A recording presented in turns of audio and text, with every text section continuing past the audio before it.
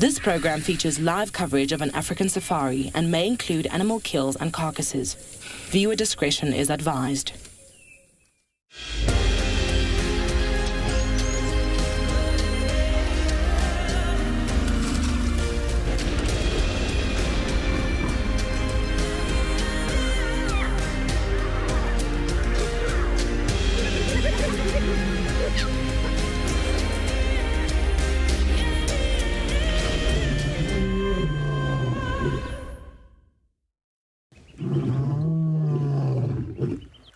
Good afternoon, everyone, and welcome to another beautiful sunset safari, although there's very little in terms of sunset, but at least we have a very iconic dead tree, a starling sitting on top of it.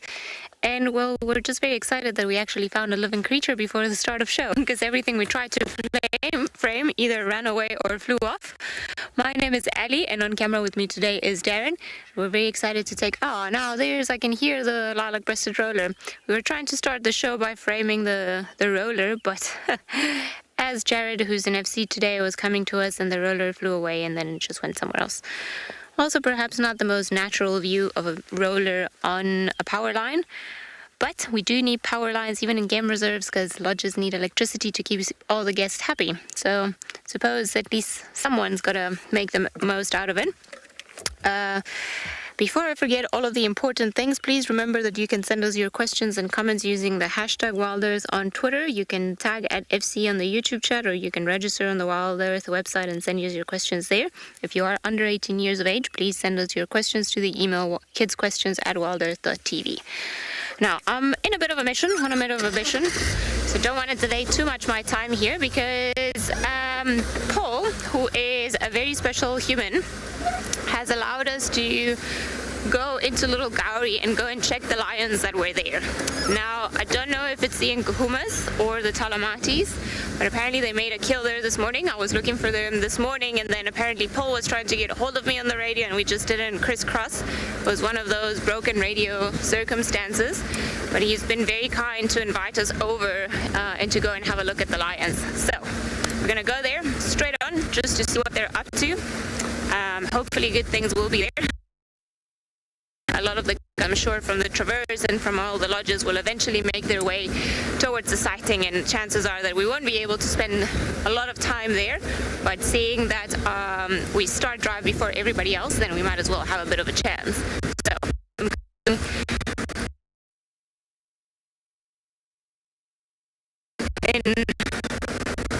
at a steady pace, but while we're in this area, let's send you guys across to the weather.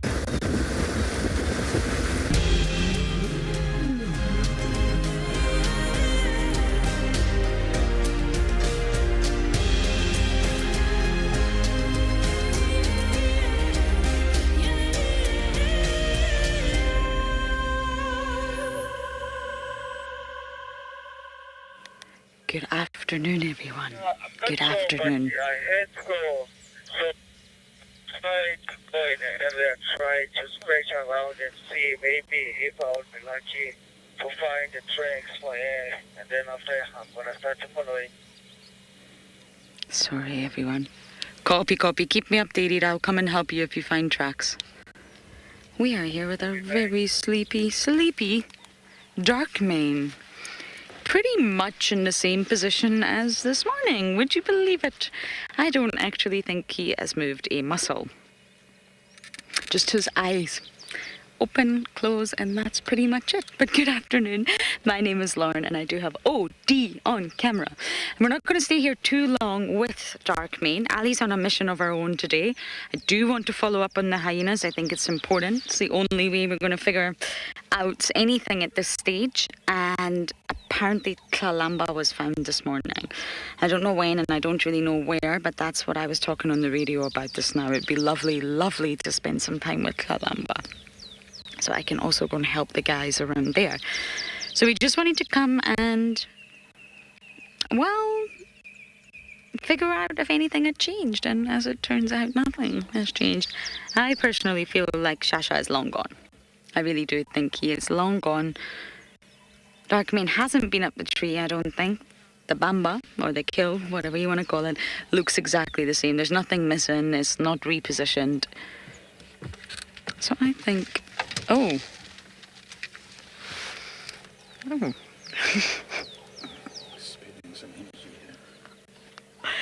So I don't think I don't know if he's gonna go up that tree. He's maybe gonna wait until he's hungry and his tummy's telling him that he has to, or he's just not gonna go up that tree. But he's still in the same area. He's still gonna sit here and be possessive over it. That's Darkmane's style. He likes a good bit of possession when it comes to his kills. We've seen him do this many times. Look at the paws though. I never get tired of looking at lion's paws. Huge. That would dwarf my face. He's a big boy with big paws. And you know, we shouldn't have really been that surprised to see him this morning. But he was the last one I thought of. Last night there was talk of tortoise pan coming in the area. Then there was talks of dogs on the radio potentially crossing. I didn't think immediately it was going to be Darkmane, but I should have. He's terrible for kleptoparasitism. He's awful for it. Out of everyone here, he really seems to steal the most from all other animals. Lions, lionesses, he takes the kills from them. Leopards, many times Shudulu, Tandi, Semba, Shasha, and even hyenas. He knows what he's doing, this boy, that's for sure. And kleptoparasitism really isn't a bad thing. It's just opportunistic behavior. If you can, then take it.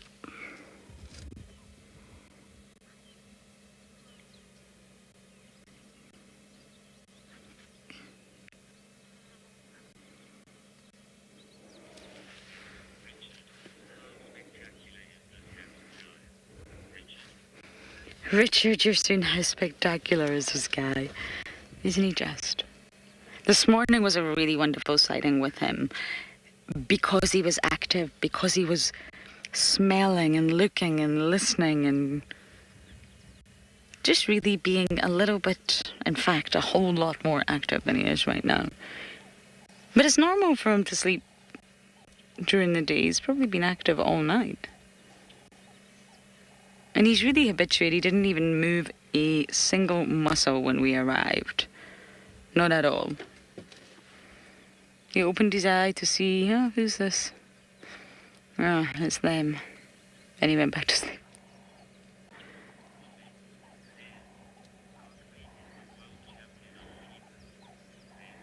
Liz, you're saying Darkmane is the world champion of sleeping. Absolutely. I feel like he needs an award. Davi got that award once in camp, but I think Davi needs to hand it over to Darkmane. But it's from Tingana, it's signed off by Tingana McLeopardface. I'm not sure Darkmane would be so impressed with that. We used to have a big annual event where we got awards. The award for finding the first impala lamb, the award for finding or putting the first woodland kingfisher, which I believe has already been seen in the Kruger, by the way, on camera, and awards for just general being you. But Tingana was the one that signed the certificates. So everyone got a certificate. And it was signed by Tingana McLeopardface with a little paw print, his paw print. And I got the award for eating the most vegetables during drive. Davi got the award for sleeping. I'm trying to even think what everyone else's award was for. But it was highly entertaining. I'm not sure Darkmane would want a certificate from Tingana McLeopardface. And I will naturally visit the Wigs a little bit later. We'll name the little owlet, give it a little nickname so we can at least talk about it using a name. And I guess I'll try and scratch around for any hyena action. Many of you are asking me questions, and it's not that I'm ignoring you, I just also don't have the answers. Speculations, yes. Answers, no.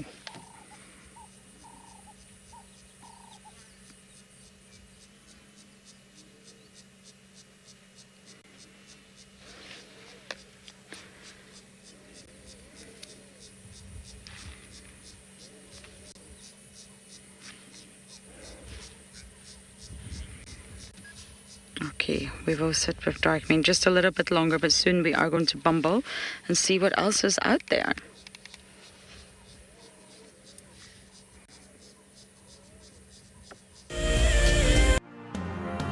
WildEarth turned 14 this year, and as many of you know, we have created a beautiful coffee table book to celebrate our history so far.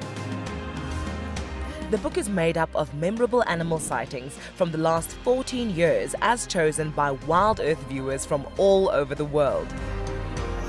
And now, we're finally ready to go to print. But before we do, we're opening sales again for a very short time for those people who still want to buy this little piece of WildEarth history. Head over to our website to buy your copy. Once again, thank you to all those who have contributed to make this, we think quite possibly, the best coffee table book ever made.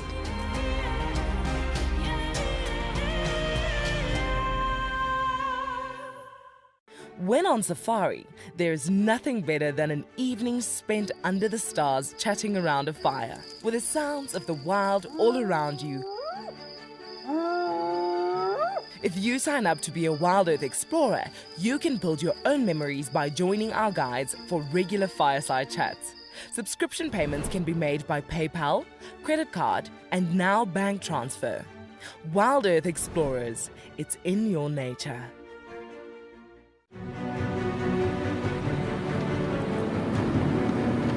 We've seen these ellies really chase wild dogs before to get into spot. There we go, there it comes. Look at that, isn't that amazing?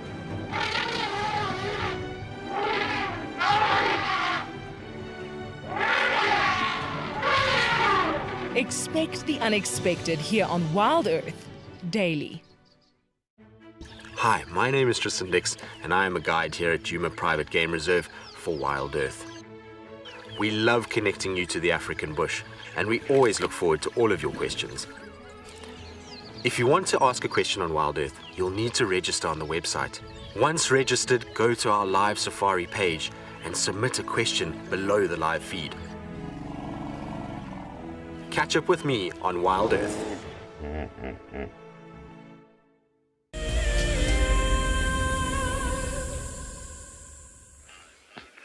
Well, look who we have here. Oh, exciting times ahead.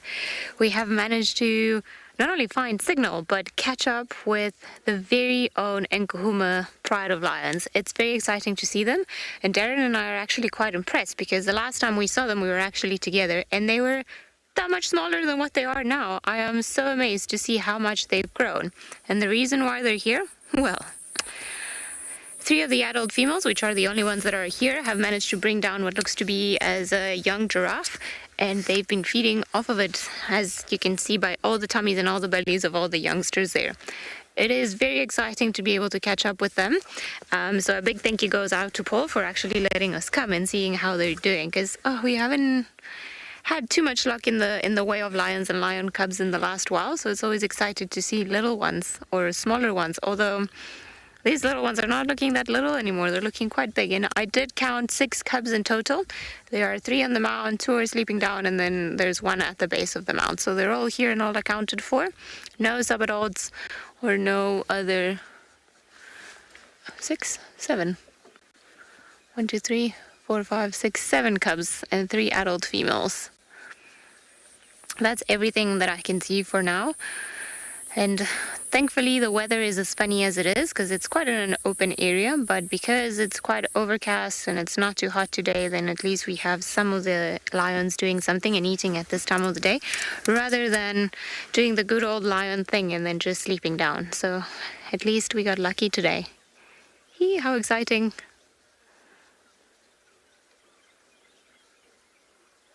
I can't believe how big they are. They also looked more tan than the last time I saw them. Oh, look at those bellies. And they're all very hot. It is very humid, so it's feeling quite heavy. Look at how quickly they're breathing, just trying to cool themselves down. And they've been eating a lot. But overall, don't get fooled. They must be very happy lions right now, even if they seem very uncomfortable from all the meat that they've digested, or all the meat they're trying to digest, I should say. So very exciting to be able to catch up with them. There are a few vultures that are starting to fly down, and they're not too far, just in the distance in one of the trees over there.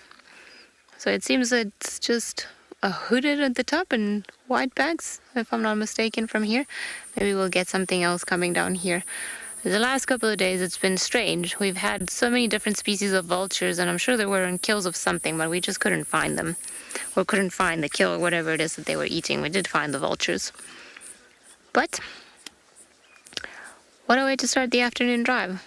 Like I said, I don't think we'll be lucky enough to spend the entire afternoon here, but we can at least try and spend as much time as we can. Oh, there's a little one maybe coming to have another bite. Seems like one of the females is trying to tuck in. There's a bit of, or still quite a bit of meat, it seems, maybe around the neck. I think that's where that youngster is going, and then one of the legs, which is the one that the female has got, like the top of the leg. But they seem to have devoured pretty much everything. Doesn't look like an old giraffe, and maybe 2 or 3 days ago we actually found a female giraffe with what looked to be like a yearling. So I suspect that this is that yearling that they've brought down. And with the storms that we've had the last couple of days, I wouldn't be surprised they actually got lucky during the storm.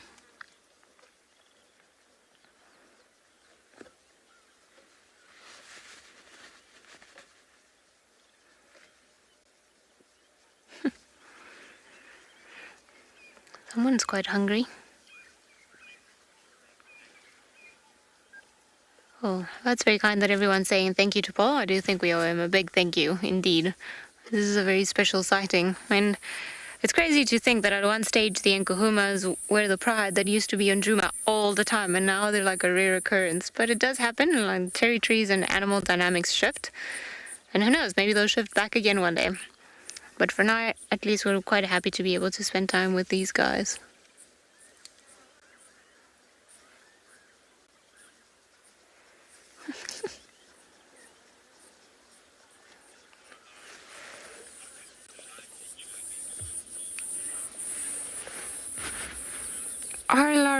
I think they enjoy being full, but I don't think they enjoy the panting side of things. It's almost like, the necessary evil.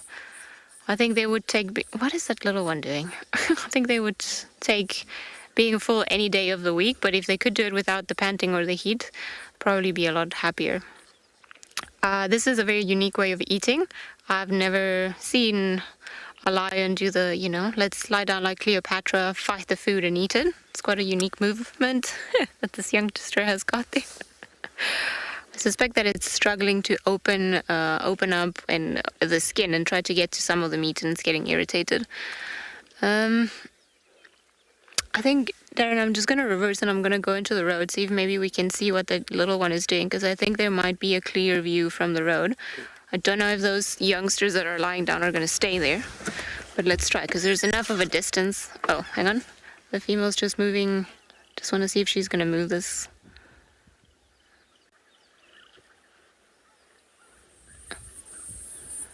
Still quite a heavy creature, a young giraffe, about 100 kilo, probably more. This giraffe maybe is about 150 to 200 kilograms, I would say. So the equivalent maybe of like a big kudu.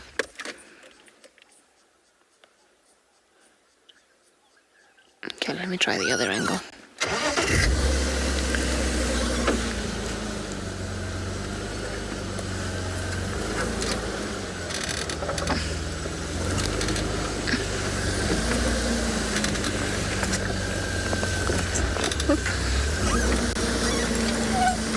Just want to angle so that we are far away from, so that we don't disturb these little ones. Oh my god, you are all so adorable.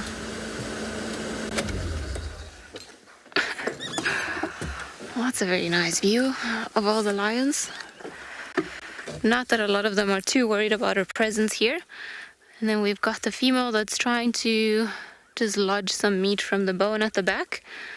And then the youngster that's pretending to be helping, but it's actually not.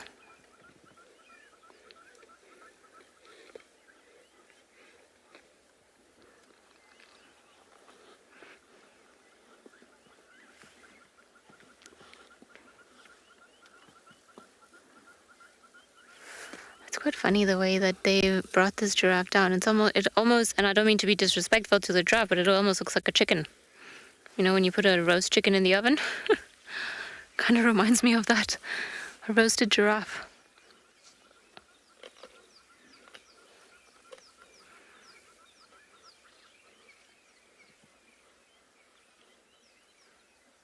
Oh.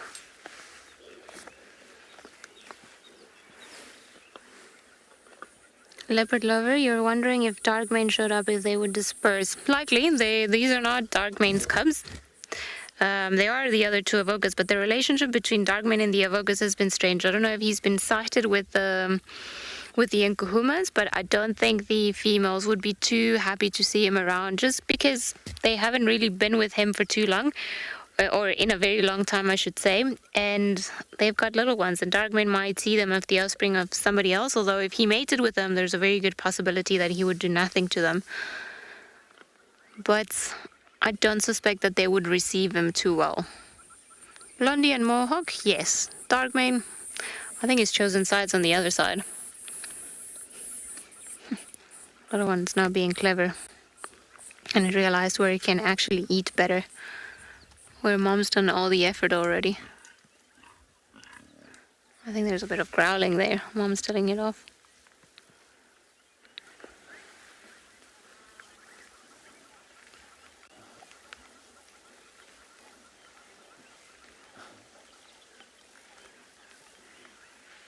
They're all so very hot. There's a bit of a drizzle happening now. Hopefully it'll stop.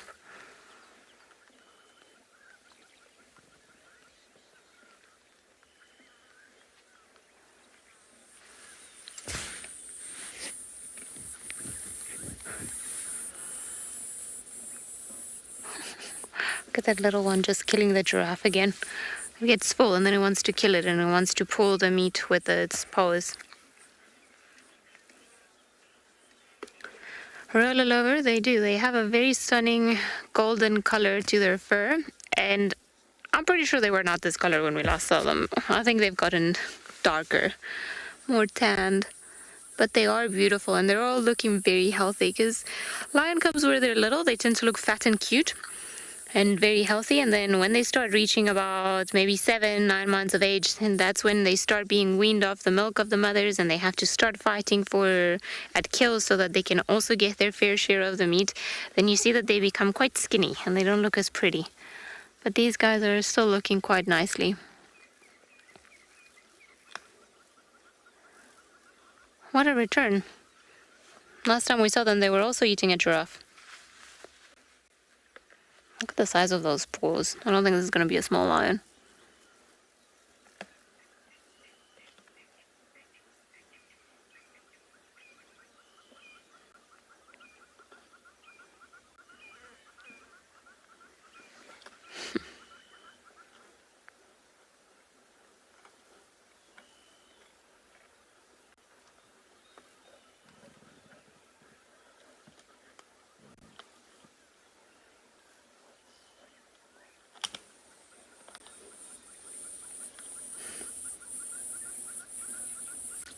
These two must be related. Those two that are feeding must be mother and offspring.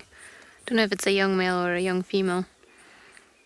But everybody else is not interested. Everybody else is way too hot, and then these two are still fighting for the food. You see there's one cub to the right of the one female, and then these are the other two females that we can see. I don't know if there's anybody else, but I don't suspect there are any more lions around here.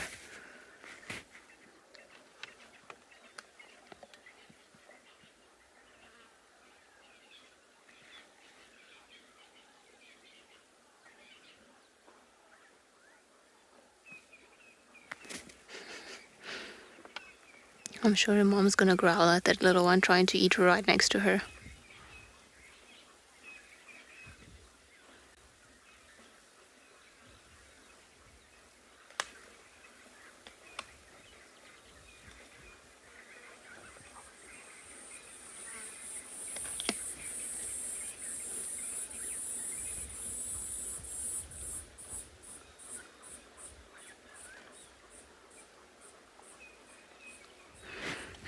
You might be in trouble if you try to steal food from your mom's mouth.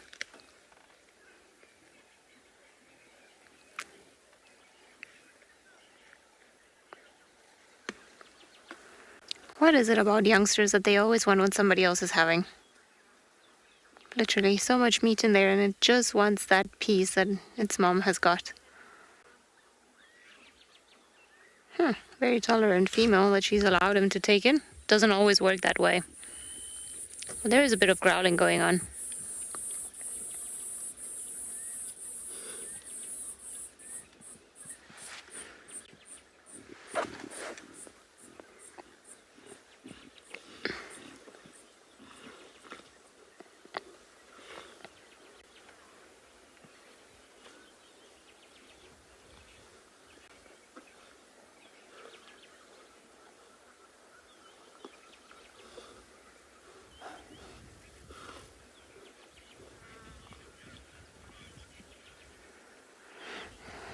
Sir 50, I agree with you. It's great to see the cubs and the pride looking so healthy and so well.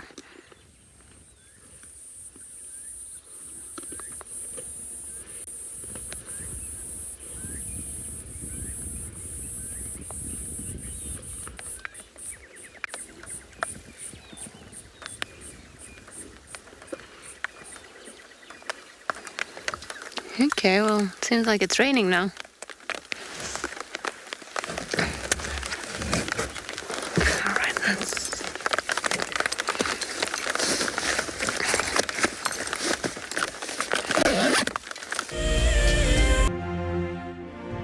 If I could take you on a safari all day and night, I would. But unfortunately, it's not always the best time to see the animals.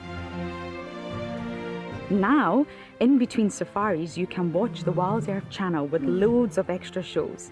If you have a connected television, Apple TV or Roku box, then download the WildEarth app. And if not, then just find it on the App Store on your phone.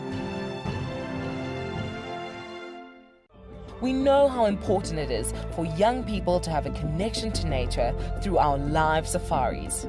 They are the future protectors of the planet.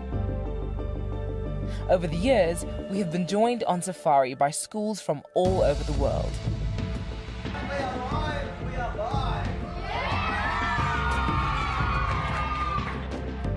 Seeing those students connecting with somebody lifetime in Africa, what else could you ask for? It's just an incredible experience for everyone. Believe it or not, but that is the dropping of a giraffe. Yeah. Do you believe that? Students, about probably 3,000 from New South Wales, have just enjoyed this live streaming. And we learned that some trees are male and female. That's pretty cool, right? We were able to experience what it was like in South Africa and to see a whole lot of different creatures.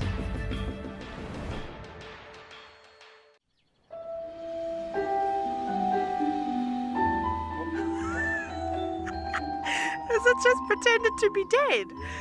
Oh, that was amazing.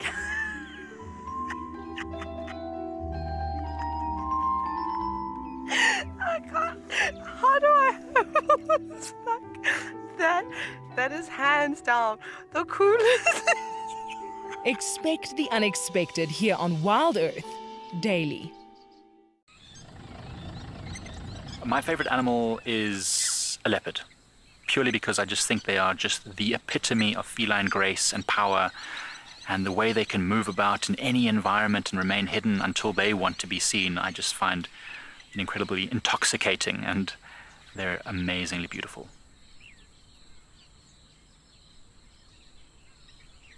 Catch up with the guides daily here on WildEarth.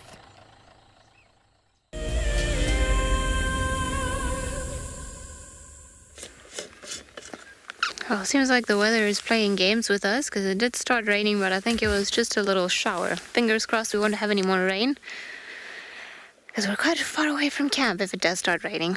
So I don't know if we're going to have a storm or not tonight. That's been, in general, the question every day when we've gone out on drive. But at least for now, it seems like the weather is holding and the lions are still pretty happy. They haven't seek to hide themselves under any shade or anything else.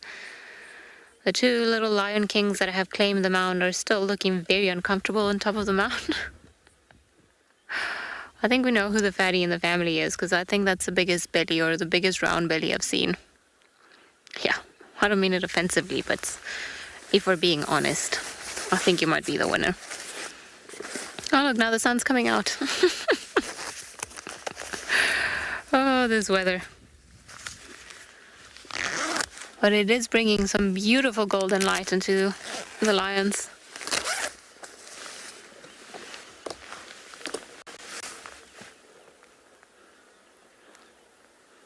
I'm surprised at how tolerant this female has been with that youngster pretty much taking the bites out of her mouth.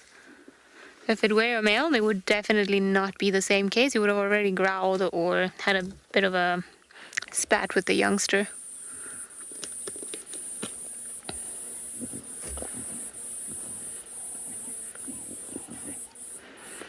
I'm gonna sit tight around here and enjoy the sighting. Oh, we'll send you guys across to Lauren. Oh. Never mind. Seems like we're gonna stay around here and hear a little bit more of what's going on with the lions.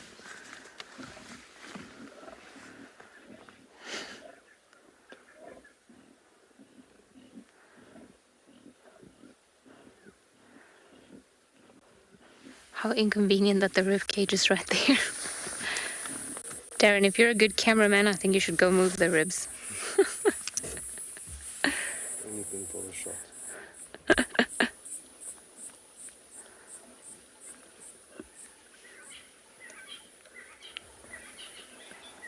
These really are really beautiful, healthy looking lions.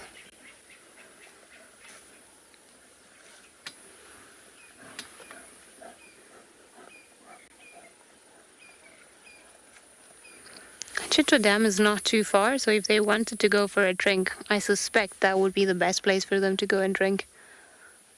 Well, it's a bit of a walk. Oh, you're just lying down. Fair enough.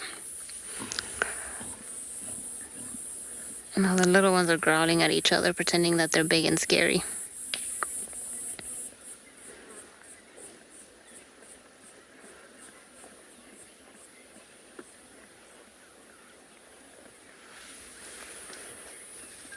Lauren seems to be on the move, so let's head over to her now that things have calmed down a little bit here.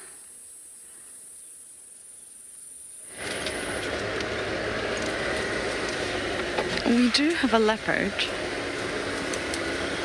We're following it, but I don't actually know who it is yet. But it's very mobile. I mean, we shall try and get you a view. I wonder if it's Cara. I'm really not sure.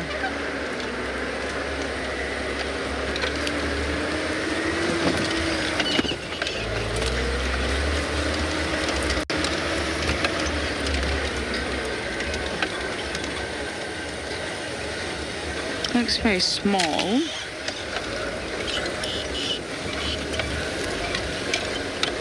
Okay, the leopard's here. Hopefully it's going to pop out. Hopefully it's going to go onto that termite mound, actually. That would be fabulous. Okay, Owen, I think we're going to get views shortly.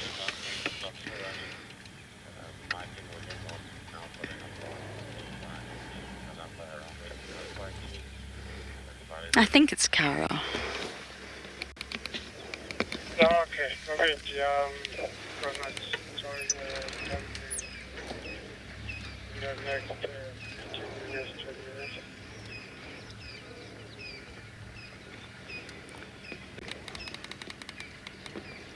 Okay, let's keep up. This is a leopard on a mission for sure.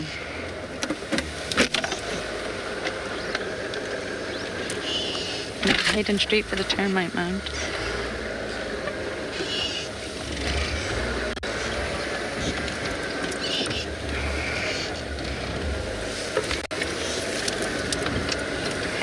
Nope, walking past the termite mound. Can you work with this for now when we're in a tricky spot?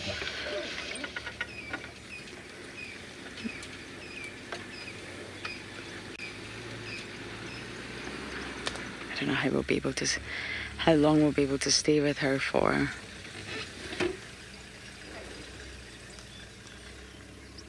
quite a hairy block. It's a block we always do find Tavangumi, and if it is Cara, they have been meeting at Hartlepool. Unfortunately, they didn't come down into Djuma to do the deed. But let's see, Owen, if we can manage this. Our cars are a lot more robust, shall we say, than the cruisers.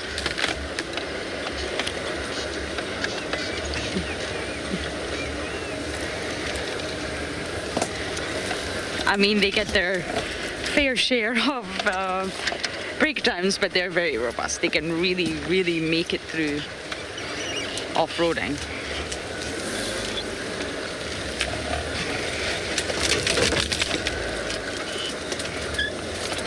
I've cut my leg there. I am now bleeding. Wunderbar. That was a painful one.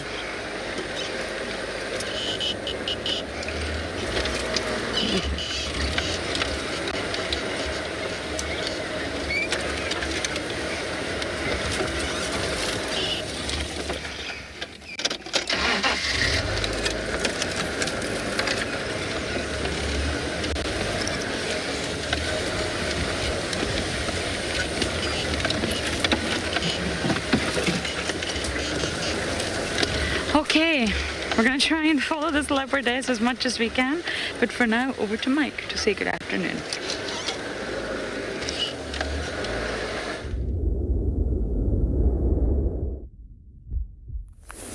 Well, good luck to Lauren. Sounds like she's having a tough time of it, but doing her best. And we have just gotten out. There was a bit of drizzle earlier, that's why we're a bit late. Hi everyone, my name is Mike Anderson. Behind the camera is Craig, and this is Eco-Training's Pridelands Conservancy, where we have walked directly west from Eco-Training Camp in Indlovu Dam, and we are heading towards one of our hyena dens, where there's been a lot of weird action. We've got no game, watch out there Craig, we've got no game viewers out this afternoon, which is great, which means we can go to places like the den, obviously from a distance. We don't want to disturb those animals at their den site, but luckily with these wonderful cameras that we have, we can view things from far away that we won't disturb them. I'd love to see what's going on, because apparently we lost 2 of our young hyenas over the last few days, and then this morning, you didn't get to see it unfortunately, there were just 2 moving around too much, but we had 3 hyenas which no one recognized, covered in blood, who'd been fighting with other hyenas, which we assume was part of our Pridelands clan, and yeah, we thought we might just go to the den and just have a look what's going on, if there's any weird interactions that happen there. But yeah, wish us luck. Let's hope we can find them and find them active and undisturbed by us. In the meantime, whilst we're heading there, we'll send you over to Lauren, who's managed to find that leopard.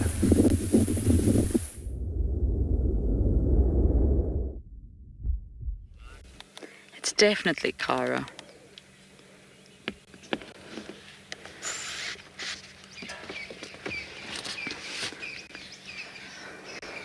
She must be exhausted and hungry. She has been rather busy.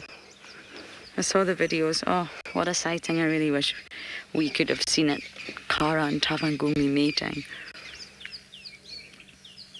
There we go. She's on the move again. But she will be exhausted, really. She'll be thirsty.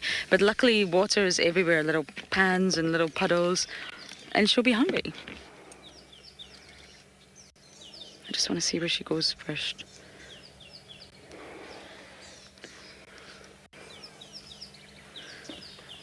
Oh, and I'm just going to go forward a tad. From a sleepy dark mane to a highly mobile leopard.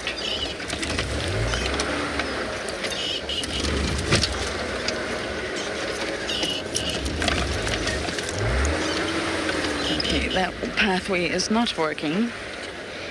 Let's try another one.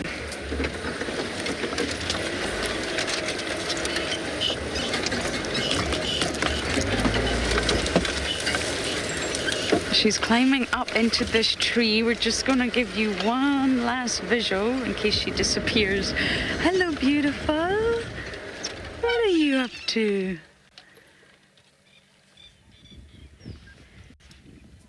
Okay, so from my... Oh, no, you're going to stick with this.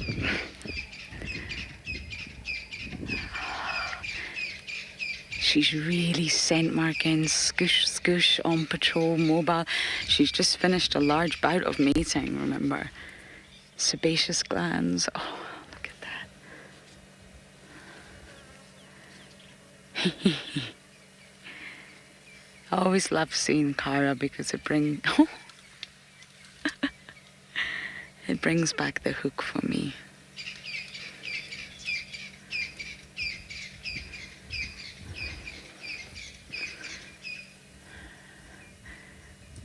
Cara, I think you would look very pretty on this tree.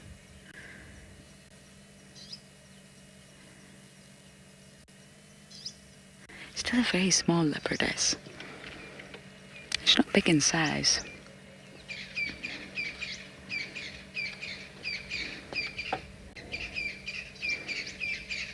Okay, we're on the move again, which means we need to get on the move. Okay, let's try OD. We may as well try. Okay, thank goodness we got some lovely views there. So I'm going to try and keep up with Cara, and we're going to send you guys over to Ali.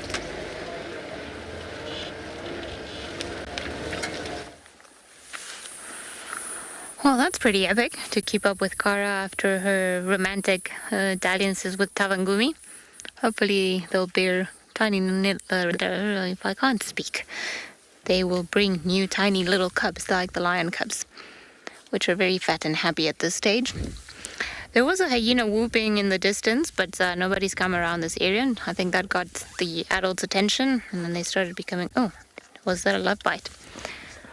Funny enough, the females look full, but they don't look as full as the little ones. If I had to put my money on anything, I would say that the little ones have been dominating the kill.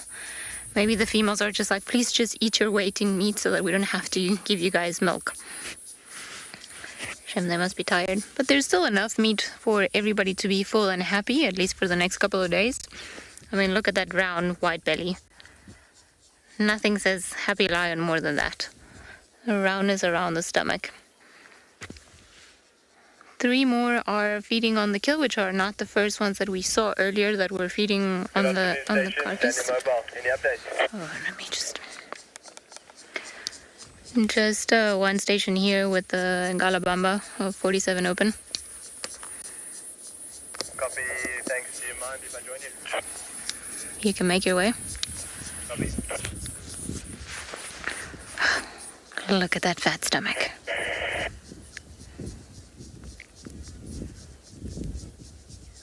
And of course, here are the piggies.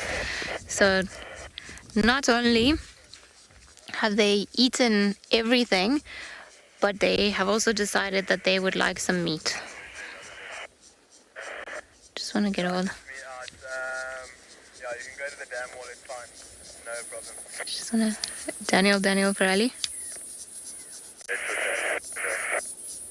Good to Ingwe. Yes, standing by, Ali. Sorry, I can't copy everyone, so would you mind please just handling the lineup and everything else? 100%, no problem. Copy, thanks. Alright, that is sorted. We don't have to worry about it anymore. They are looking adorable. They're so full and happy, and I can't believe that there are 2. There was actually a 3rd one earlier that was also suckling. And they don't really need the milk to sustain themselves anymore, but it's the extra added bonus.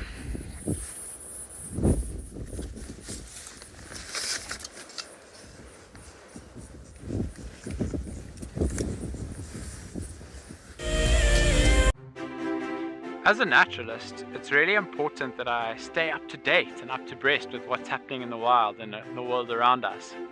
The WildEarth app helps us do that and helps us stay abreast with the live interactions of animals every day. We're going to be here at Stony Point bringing you the African penguin story, and we'd love to see you on the app. See you on the beach. For many years, WildEarth has taken viewers from around the world to the Mara Triangle, a place of majestic beauty and abundant wildlife. But it wasn't always like this. Before 2001, it was infested with poachers. Illegal harvesting and hunting was rife. Now the situation couldn't be more different. The hard work and dedication of the Mara Conservancy has revolutionized this magical land. But now, the loss of revenue from tourism has created a grave crisis. The Mara Conservancy needs help if they are to continue protecting the reserve and supporting the local communities whose livelihood depend on its survival.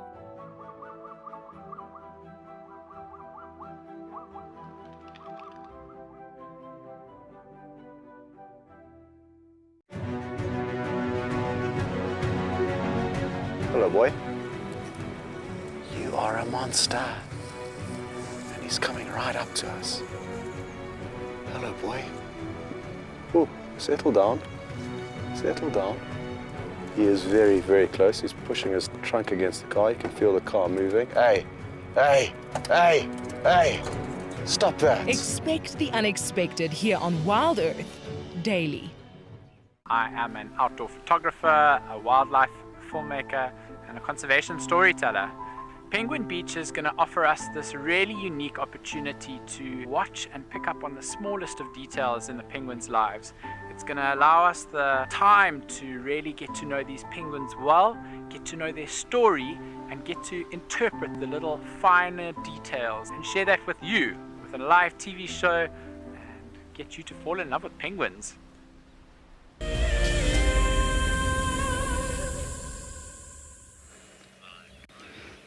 She's finally settled. Thank goodness. Not been an easy cat to follow. But it's interesting. Cara was born, she's a daughter of Shidulu, just in case any of you are not sure, and Hukumuri. So naturally, it's lovely to see her, especially for those that really did know Hukumuri. And she was born in December 2018. She's young. She's young to be mating as well.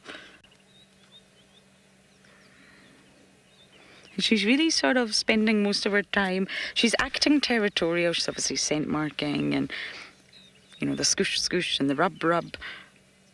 But she's really only moving in quite a small section from the likes of Sydney's Dam to Hartlepool, then touching in that northwest corner of Djuma and in a little bit of Simbambili.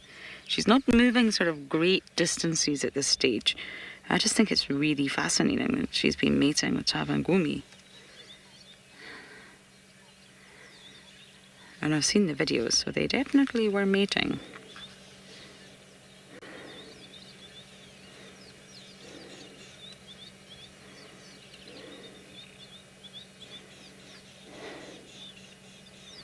I mean, they do become sexually mature, anywhere from 2.5 to 3 is sort of the average age to become sexually mature, so she's definitely at that point. It's just quite rapid to see her mating.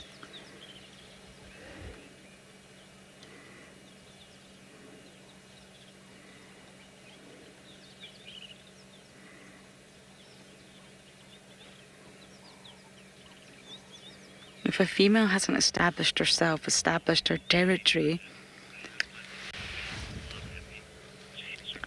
James Richard, you've got your leopard fix, so you're happy. As long as you're happy, I'm happy.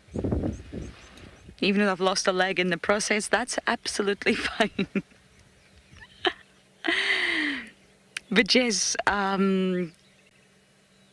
it's all linked. So biologically, she's sexually mature. She may even be able to conceive.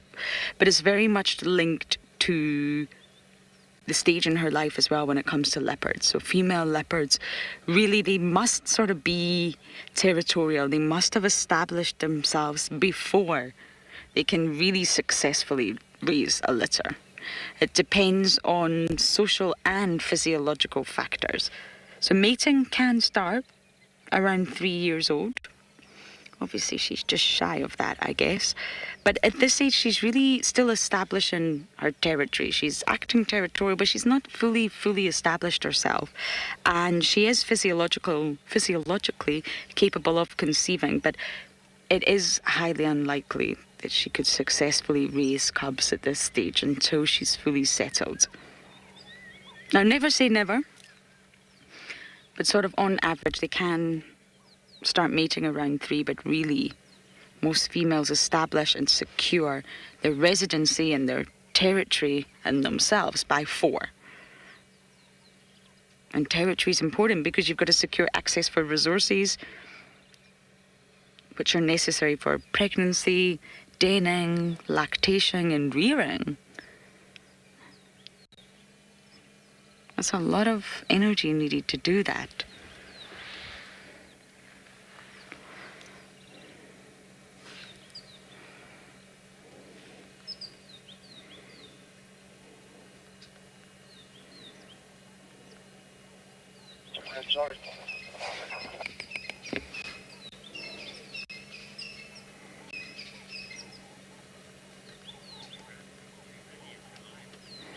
Oh, what a drive this has turned out to be so far. So for my spotted cat, we're going to send you over to some tawny cats.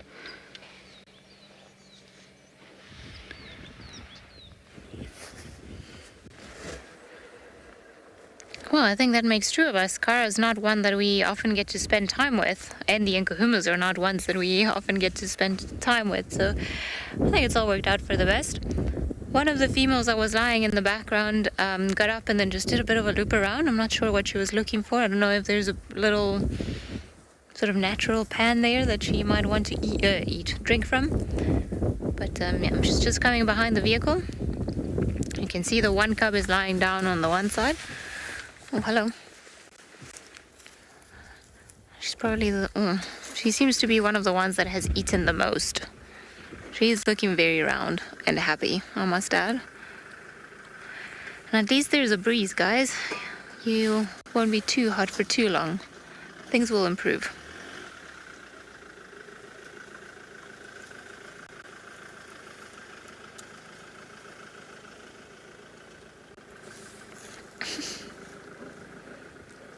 It is a little bit of a crazy thought, thinking that we've got so many lions and just that have decided to approach us, because we gave them a bit of space when we first arrived, and then they've just been coming closer to us, which is pretty cool.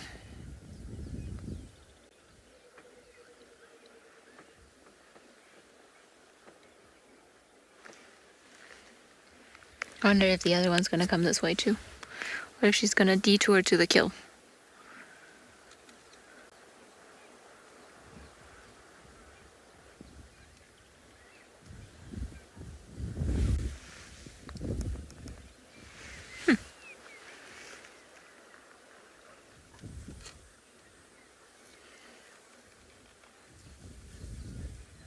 That's a very odd spot.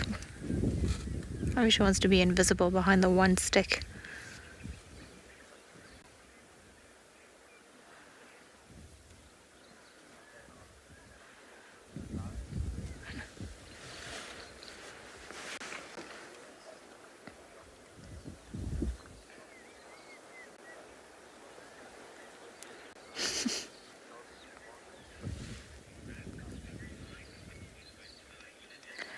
Seems like Mike is also after predators today, so let's see if he's had any luck.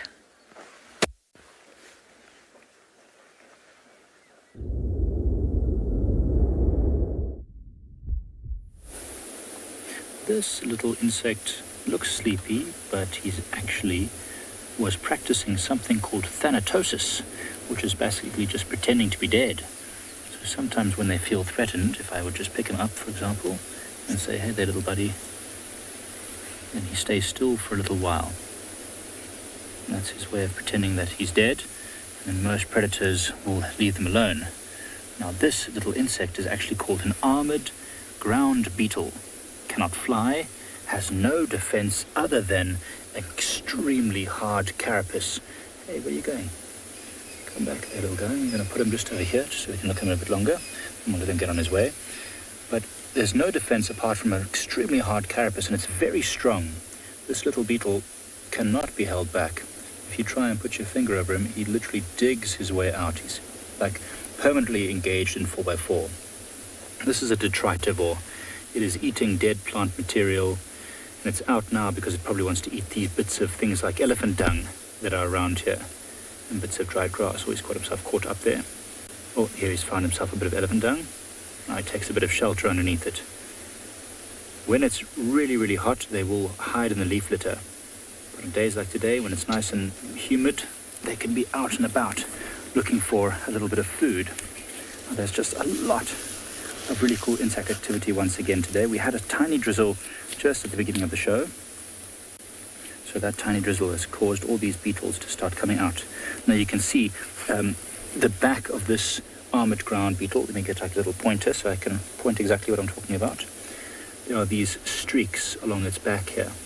Now most beetles will have one deep indentation right in the middle, which is where these two shields can open, and then it has wings underneath. But this one has fused both its wings and its shields to make an extremely hard carapace, which allows it to be almost impenetrable by any arthropod hunters.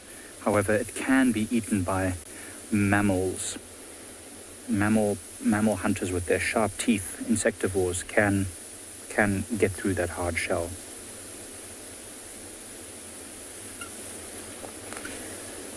This one. Look, as soon as I move it, he tries to dig in there a bit deeper into the elephant dung. Now, he's not too worried about too many things. I don't know if you can see super close to it, but it's got hooks on its little claws all over here. Very good at climbing, these little beetles. This is about as big as they get as well. What a cool little arthropod. Armored ground beetle.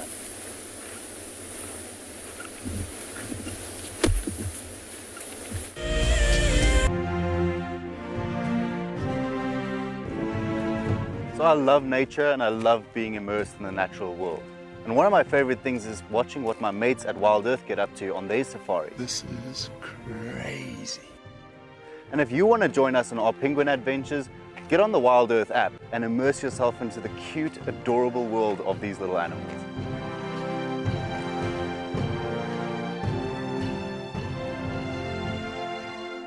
Staying one step ahead is the key to survival out in the African wild. And now you can stay in front of the pack with a WildEarth weekly newsletter. Sign up to be a WildEarth explorer and you will get exclusive behind-the-scenes stories about your favorite guides and camera operators. Information about our upcoming plans and projects will be delivered to your inbox every week before anyone else. And you can hone your guiding skills by taking part in our Identify Me nature quizzes.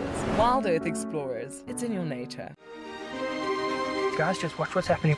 See, watch the elephants, watch the lions. See, the first ones to run are the cubs. Can you see them? They are right here. I'm not sure how scared you were, but I was quite nervous. But absolutely incredible. Expect the unexpected here on WildEarth Daily. My name is Steve, and one of my favorite things at WildEarth is getting questions from you. The type of questions that I really like are those ones that really help us to unpack and understand and really integrate the ecological knowledge and fully appreciate the importance that animals such as these Cape buffalo bring to the ecosystem. If you want to ask a question on WildEarth, you're going to have to register on the website. But once registered, just head on over to the live safari page and enter your question under the live feed. Delivering 6 hours of HD wildlife content live every day is no small feat. It's a massive team effort and we all rely on one another. Cam ops have a bit of work to do in the morning, up nice and early, get all the checks out of the way and make sure we're ready to go live. Helping others fall in love with nature brings meaning to what I do. It's also a lot of fun.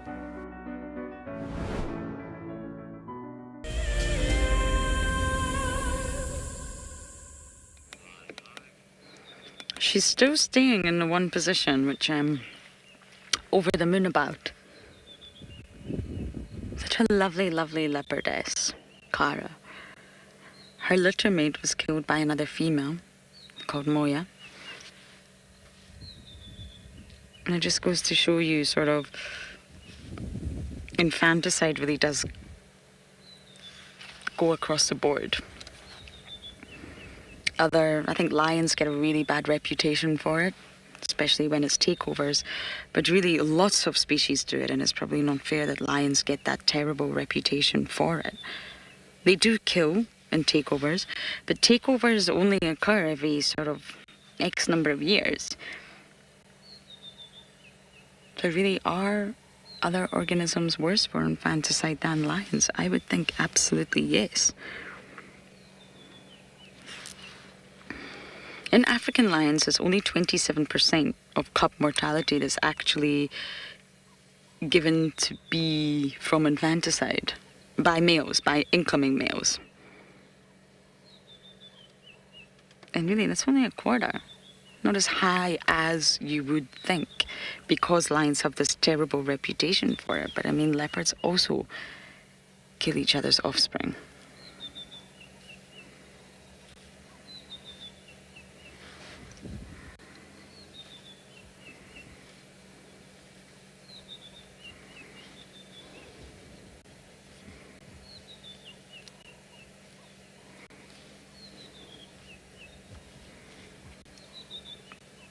She must be exhausted. I really wish we'd gotten to see her with Tabangumi.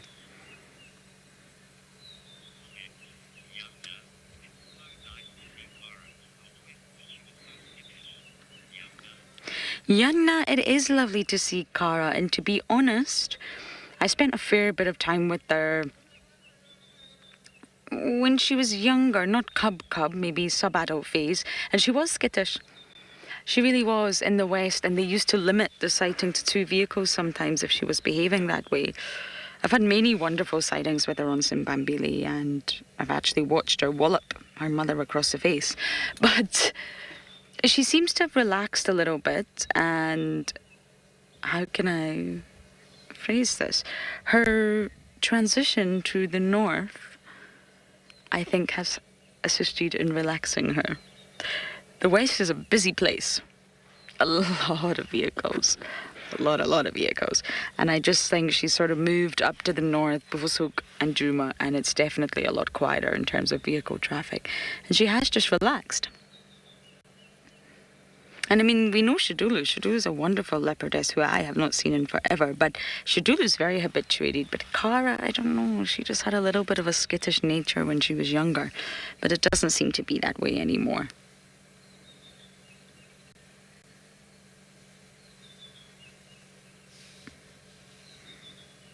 But I wonder if other vehicles sort of came bashing their way through, she may react. And the animals here really don't love the electric vehicles. Really don't love them. It's purely based on observations, my observations, but I really don't like them. They're not used to them yet. Wonder where Tabangumi is. Are you guys just taking a break now? That's also okay. You're a lucky girl with Mr. Tabangumi. That's for sure. But we're in the very block in between Sandy Patch and Aubrey's Road where we always find Tabangumi as well. So the two of them are moving in very similar locations, and they've been seen at Sydney's Dam regularly sort of sharing kills. So maybe it was inevitable. Maybe it was written in the stars with this pair.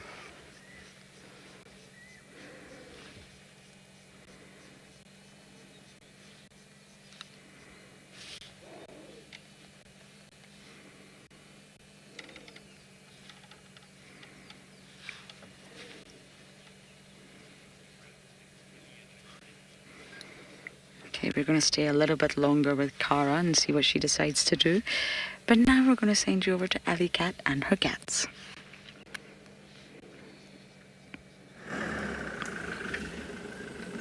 Well, this little one finally, after all its effort, managed to find a good meaty spot, and it's just tucked itself in while the other one has been carried on, or has carried on sleeping. The third female, the one that was still lying down at the back, then she's decided now to come here, and she greeted the youngsters. She doesn't look to be as full as the one that was moving around earlier. Look at that fat stomach. How can you not laugh at them when they look so uncomfortable? But maybe she'll help them and she'll start opening. It seems there's a lot of food there still. Enough for them to be quite happy for the rest of the day. Now maybe she's going to open it up there for the rest of them to get something, because the little ones were not doing a good job, and that's where the other female was also eating. So I suspect they're struggling to Or maybe not struggling. They need to put a bit more effort to open that pod and get to that meaty section. Just like this little one found itself a good spot there.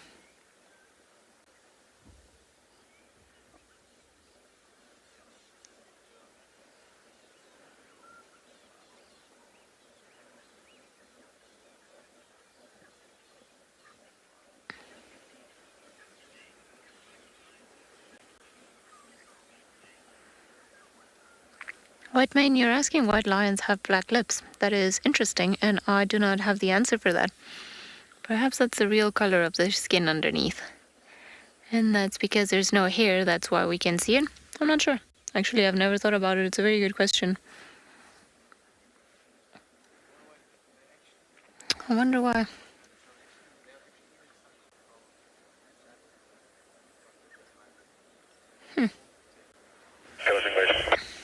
It's a good question. Trying to rack my brain as to why could be the reason, but because if you think about it, cats have got the same thing, and domestic dogs as well, domestic cats as well. I'm not sure actually why that part of their skin is actually black.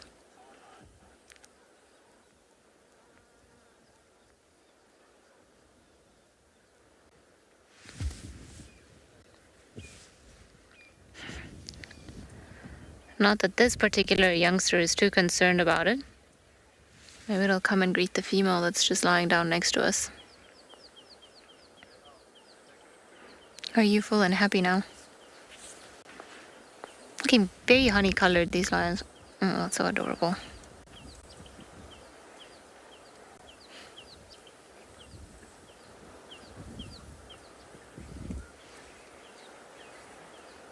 That was so sweet. The greeting.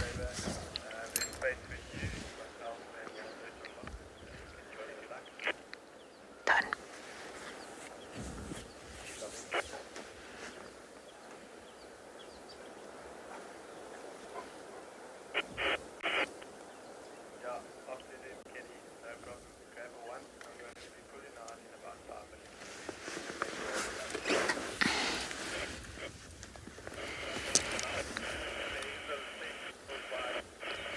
I can't hear what the radio is saying. So that's obviously the head, and as you can see, the horns of the giraffe are there. Seems like perhaps a female, just by how, and they've done a good job on pretty much taking the skin off pretty much all the head. They've eaten the eyes and then the cheeks and probably the tongue. The first things that tend to be eaten are the soft parts, so that's why they'll go for the stomach linings, all of the organs. It's easier to eat and full of nutrients, all of them. A little bit of a sad view like that when we see half of the ear and half of the face.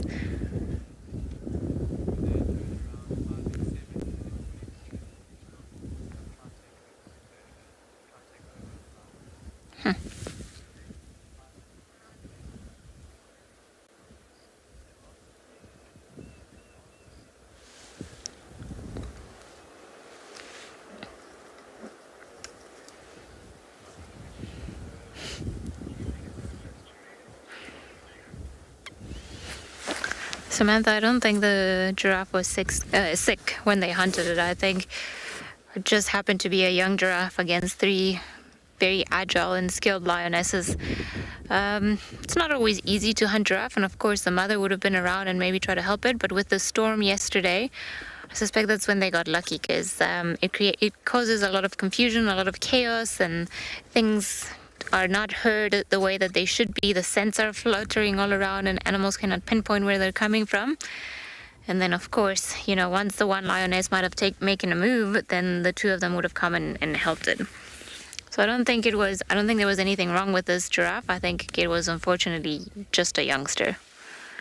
And as we know, lions are opportunistic creatures, and they'll tend to target things where they have a better chance of actually succeeding in bringing it down. And a sick or injured animal, it's normally a good thing. But I think or sick or injured or young, I think in this case it was just a young one. Still very hairy on the horns. Maybe a young male, just judging by how thick the horns are, now that we can see them properly.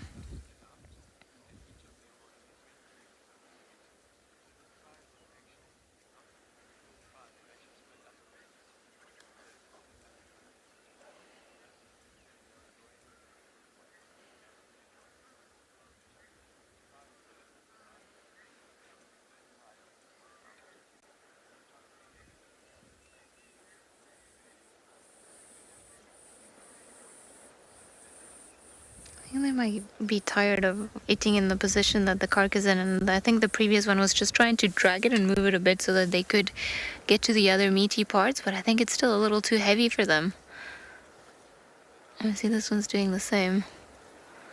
I think maybe they're just trying to figure out a way of how they can turn the carcass or gain access to other parts of the carcass.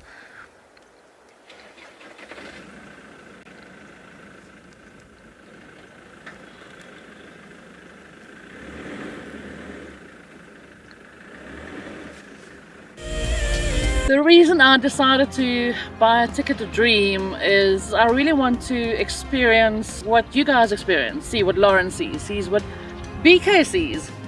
If you want to go on safari with a Wild Earth guide whilst honing your bush knowledge and of course featuring in one of our shows, then head over to our website. My favorite part about Wild Earth is probably the escape. Just to spend the time pretending you're in the wild and being on those vehicles just removes you from reality for a little while. Sign up to be a Wild Earth explorer and you could be making your first ever on-screen appearance. My favorite part about today has to be to meet Mareebs. To see him, obviously, oh, amazing! But to meet Mareebs was amazing. Yawning and just pretending not to see the Ellie, it's beaten my expectations by a mile. Our lives are dictated by alarm clocks, traffic jams, constant multitasking and countless distractions. The wilderness is where many of us feel the most human. On a bushwalk, we become part of the natural landscape. As you step off the vehicle, everything comes alive.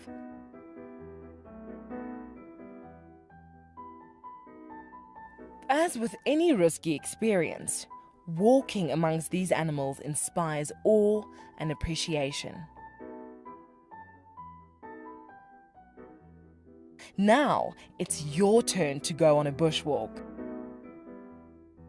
Join us from Pride Lands as we slow down our thoughts, put aside our distractions, and reconnect with a place that first taught us how to be human.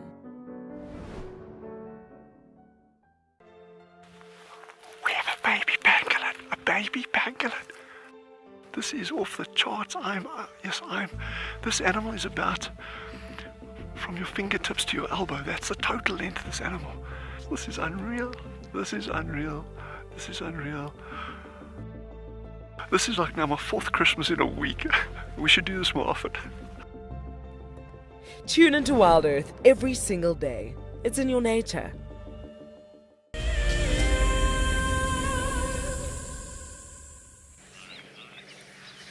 I'm having the most relaxed afternoon with our girl. She's snoozing so deeply. Look at that little mouth. Massive cute aggression going on here. And you know, talking of age, some of you long-time viewers, please do correct me if I'm wrong. I wasn't around during Karula's sort of reign, but I am sure that Karula actually had her first litter very young. I'm sure it was just a tad short of 3 years old, which is, well, pretty much like Cara now, although she'll be 3 years old next month. But I'm pretty sure Karula did have her first cubs, which was Tandy and Shadow. And we know that Tandy has thrived and is still a dominant leopardess today. I'm sure she had them just short of 3 years old, but please do correct me if I'm wrong. And of course, it depends on so many things. The statistics we give are just averages. But Tavangumi's also pretty young for a male, if you think about it. I mean, he was born in February 2018, so he's coming up for 4. That's still pretty young for a male leopard. I don't even think we're fully sure if he's territorial yet. He's not covering large areas, and unfortunately, he's spending most of his time at Hatakol, which is a lovely property, but it means that we don't get to see him anymore. It's in Bufosuk. Not really seen much territorial behavior from Tavangumi, so both Cara and him are actually very young.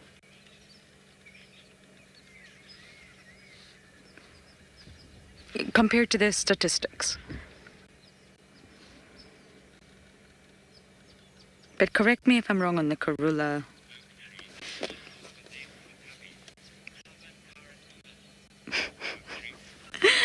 Oak tree, no way, I love it. It's not complicated at all. Okay, you just thought of a name for potential cubs. Tavan Cara Dulus. I love it. I think we need to get a bit of hook in there too. Tavan Hook Cara Dulus. And that's because Cara was called the Hookadulu for a long time before she got her name. Ryan gave her her name. And she was called the Hookadulu. The Hook and Shadulu, she was the Hookadulu. And I just thought, I love that. I know some people don't and they don't agree with it and whatnot. I just thought it was pure genius. I don't know who came up with that, but the Hookadulu was just the best. She still is a little Hookadulu. I think even more so now for me that Hook is no longer with us. It just keeps his name living on.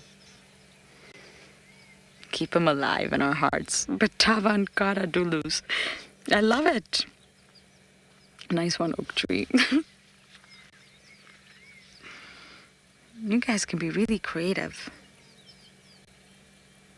And also, isn't there a connection between Tavangumi and Moya, who I was just referring to? Moya killed Shadulu's cub, which is infanticide, which I was touching on earlier. And I believe Moya's lost a lot of cubs herself to infanticide from other females. But isn't there a connection between Moya and Tavangumi? Isn't the Naileti male believed to be Tavangumi's father, the brother of Moya? I think so. I'm pretty sure that's the connection. It's amazing once you learn all these leopards and you find out all the connections in their movements. But if I am wrong in any of that, you are welcome to correct me. I'll slap myself across the face.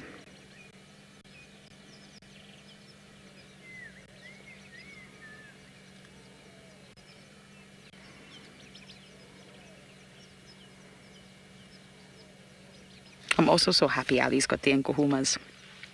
I love spending my time with them and those young mums.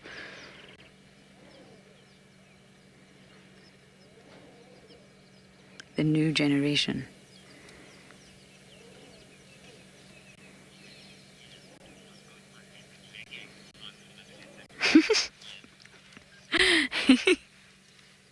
Ian, you've got your leopard leggings on. Okay. I want to see them. I think everyone should have leopard leggings. You must send us a photo of your leopard leggings. You wouldn't wear leopard leggings, OT. Why not? Not your thing. I think you'd look lovely in them. Leopard onesie. Leopard onesie. Okay, you said it. OT's gonna wear a leopard onesie. Don't know if I want to see that, OD.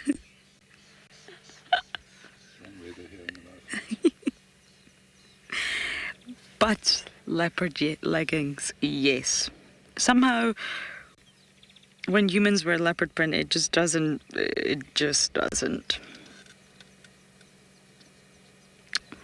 That's all I can say on that one. But I still want to see them, Ian.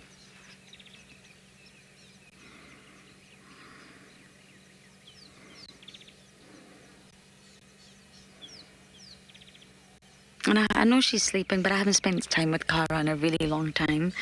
I just want to enjoy a few more moments with her. She's a gorgeous leopardess.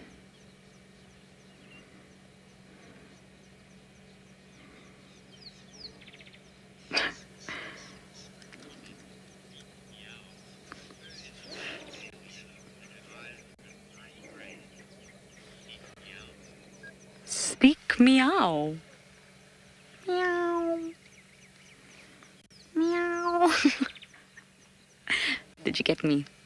You're saying her coat is a beautiful pale yellow colour and her eyes are gorgeous pale grey. Eyes are actually quite green if I don't remember correctly. But she's a very pale leopardess, absolutely. And you do notice when you spend time with these leopards that their coats are different. I mean, not drastically so, you're not going to get a green and purple leopard, but the coats are very different tones, different hues, different shades. Tlalamba's quite an orangey leopardess, so.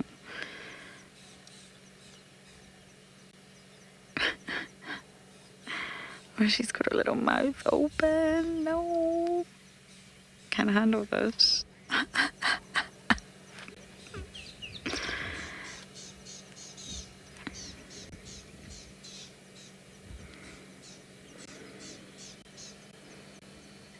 Pretty sure that's what I look like when I sleep.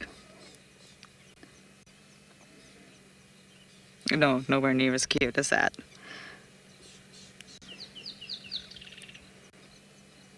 Babies look cute when they sleep, but adults, not so much.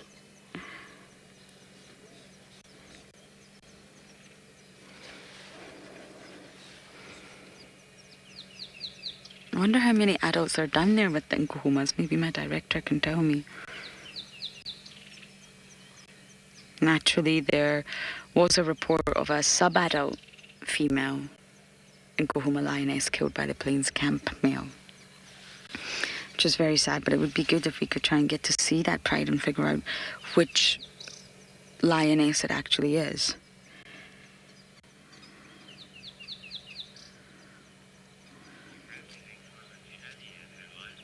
Oh, talking of the lions, let's send you over to them.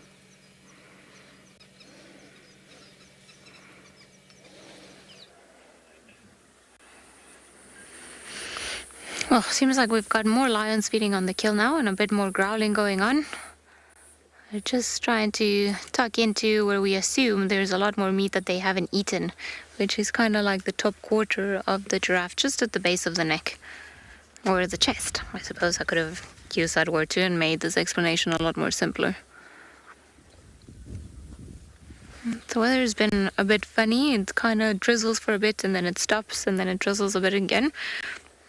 But at least it's making the lions feel quite comfortable, and they're feeding at times where they normally would just be lying down by the shade.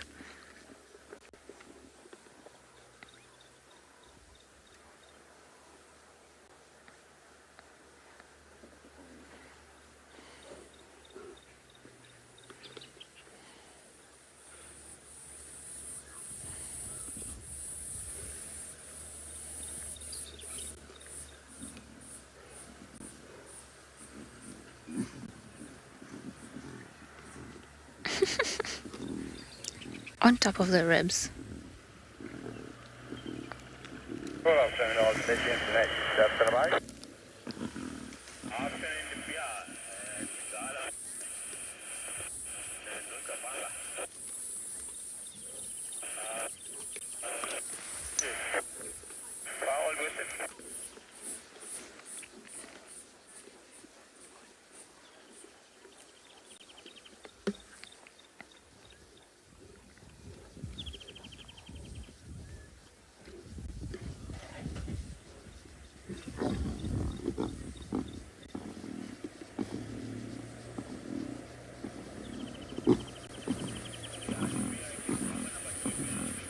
Brendan, you're saying that if they're not having the ribs, you'll have them. Well, you might have to fight a few lions for that.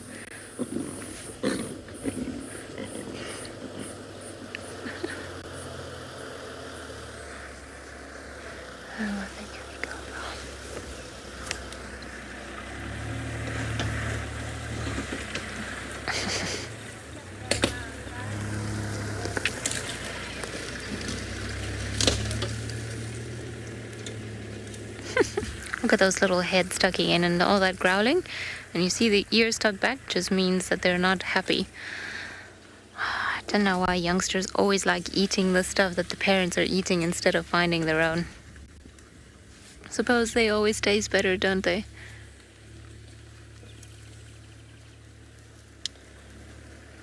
Nothing beats a home-cooked meal. Yeah, nothing beats a home-cooked meal, says Darren. Let's just change it to a home-caught meal. Although in this heat, sometimes it does feel like it's been baked.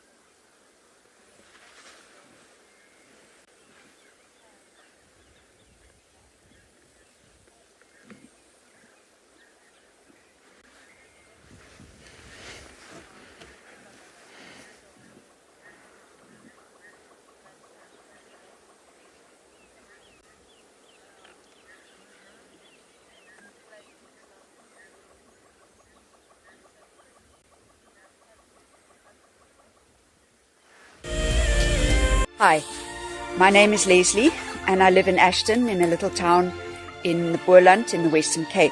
Why I started to watch WildEarth is because I actually grew up in Zimbabwe and born and bred there, and I absolutely love that type of country. It just brings me back to my grassroots. My favorite thing about WildEarth is, of course, the animals. We don't get the big five down here, or many of the little five. And I would love to take my little grandson up, who will be 9 next year, perhaps with me on this experience. I'm hoping to steer him into a huge love of wildlife and perhaps even some sort of career in it. And thank you for giving me this opportunity. I'm so looking forward to it.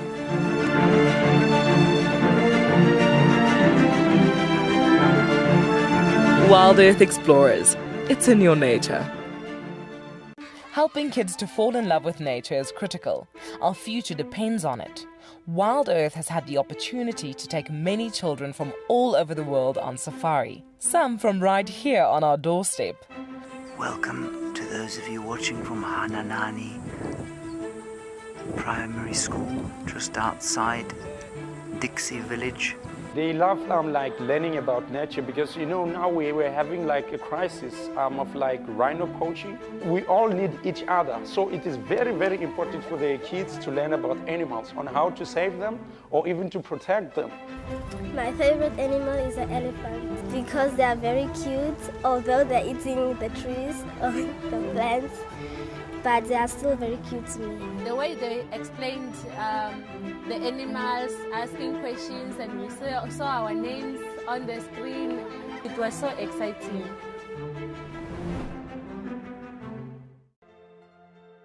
Guys, have a look at what we've got. This is better than my birthday. Look at that. This is the first time that I ever see cubs this small. This is so special. This has officially just become my best sighting of all times.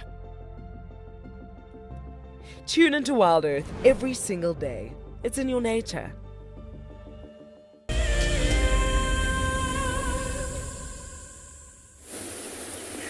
This extremely colorful and really quite beautiful animal that you're seeing in front of you now is one of the most universally hated creatures on the whole of planet Earth. I think the only thing that comes anywhere close, the only two things that come anywhere close might be cockroaches and mosquitoes. This is a tick, and I don't know what exact species it is, but it's in the group of bont ticks, which are the very colorful, hard-bodied ticks, and this is an extremely large one. If I can show you how big it is, it's almost as big as my pinky fingernail. It's quite a large tick. And this one is not interested in me at all. I tried to get it to climb onto my arm, but it did not want to. I think these kind of ticks are specifically after things like buffaloes and rhinos and other large, thick-skinned animals. They've got extremely well-developed mouth parts and a very tough, hard body that allows them to sneak into the folds of skin around the thighs, under the tail, on the neck, behind the ears, under the arms. And this is where they can stay then basically for a long, long time. Only being dislodged or only leaving once they want to lay eggs in the soil, or if they get eaten by something like an oxpecker, or if they get exfoliated off of the side of the large animal through the action of mud. But there are lots of them here. There must have been a small colony of them that were laid and hatched here and are just basically using this tree, because there's one here on this tree, the very colorful one. There's another one just over there on that branch, and there's a third one, and this is only the ones we can see, just on the end of this piece of grass, right over there.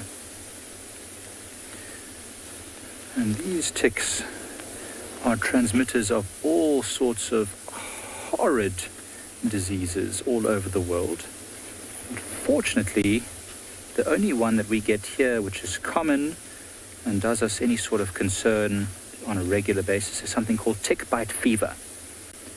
And I don't even know of this type of tick which can transmit that, but essentially when a tick infected with a special type of bacteria or a virus, no, I'm not sure if it's bacteria or virus, anyway, infected blood goes onto you or in your bloodstream, you can get quite sick and ill. Luckily, it doesn't last too long. It's not like Lyme disease, which can be a reoccurring thing that lasts a very long time and can be very debilitating. Tick bite fever sort of gives you a bit of a headache, achy bones and body, a bit of tiredness, and that's really about it. It goes away quite quickly. Benson, I actually think they're probably more dangerous when they're smaller. So Benson, this is an adult tick. When they're smaller, we call them universally, doesn't matter which type of tick it is, we call them pepper ticks. And they're really tiny. They're like grains of cracked pepper. And you can hardly even notice them. And when they are that size, Benson, there can be hundreds of them on you and you don't even know it. And they all bite you. And most of them leave without you even realizing they were there. And yeah, inevitably one of them will have some infected blood in its body. And then you get sick. And quite often we don't, so these big ones, when they bite us, you feel it. It's really painful. They do have a type of numbing agent that they secrete as well through their bite as their saliva, which makes it not as painful, but it's certainly uncomfortable. As soon as they bite you, you know about it. The only reason they're able to stay on things like buffaloes and rhinos is because those animals don't have dexterous hands and fingers like we do. They can't easily pluck them off.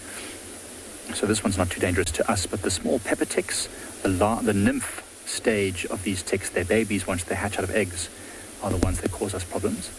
And when they bite us, sometimes when we try and remove them, we get this infected, or we don't pull the whole thing off and a part of its mouth parts stay in us, and that's what causes an infection and blood poisoning, and can also lead to fevers.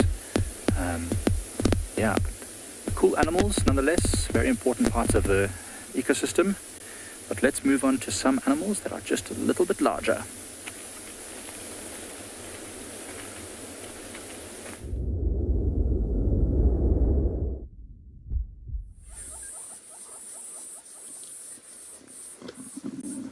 Seems like there's a bit of commotion going on. A lot of them are feeding, and then of course lions don't particularly enjoy sharing a meal.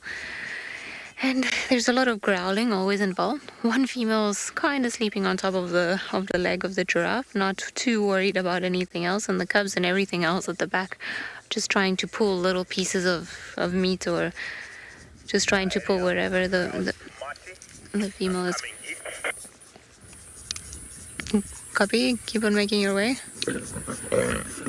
Thank you very much. Growly, growly lions. Right, seems like unfortunately we won't be able to spend too much longer with them, because there are of course other vehicles that want to come in and have a look at the sighting. So what we might try to do is just maybe return a little bit later. I'm just going to wait for the person that is replacing us to actually get here, and then we'll just move off and then maybe head towards Chitto Dam. I mean, we've been pretty lucky so far to spend as much time as we had together, but maybe we'll get lucky a little bit later on and we'll come and see an infrared if you go around here.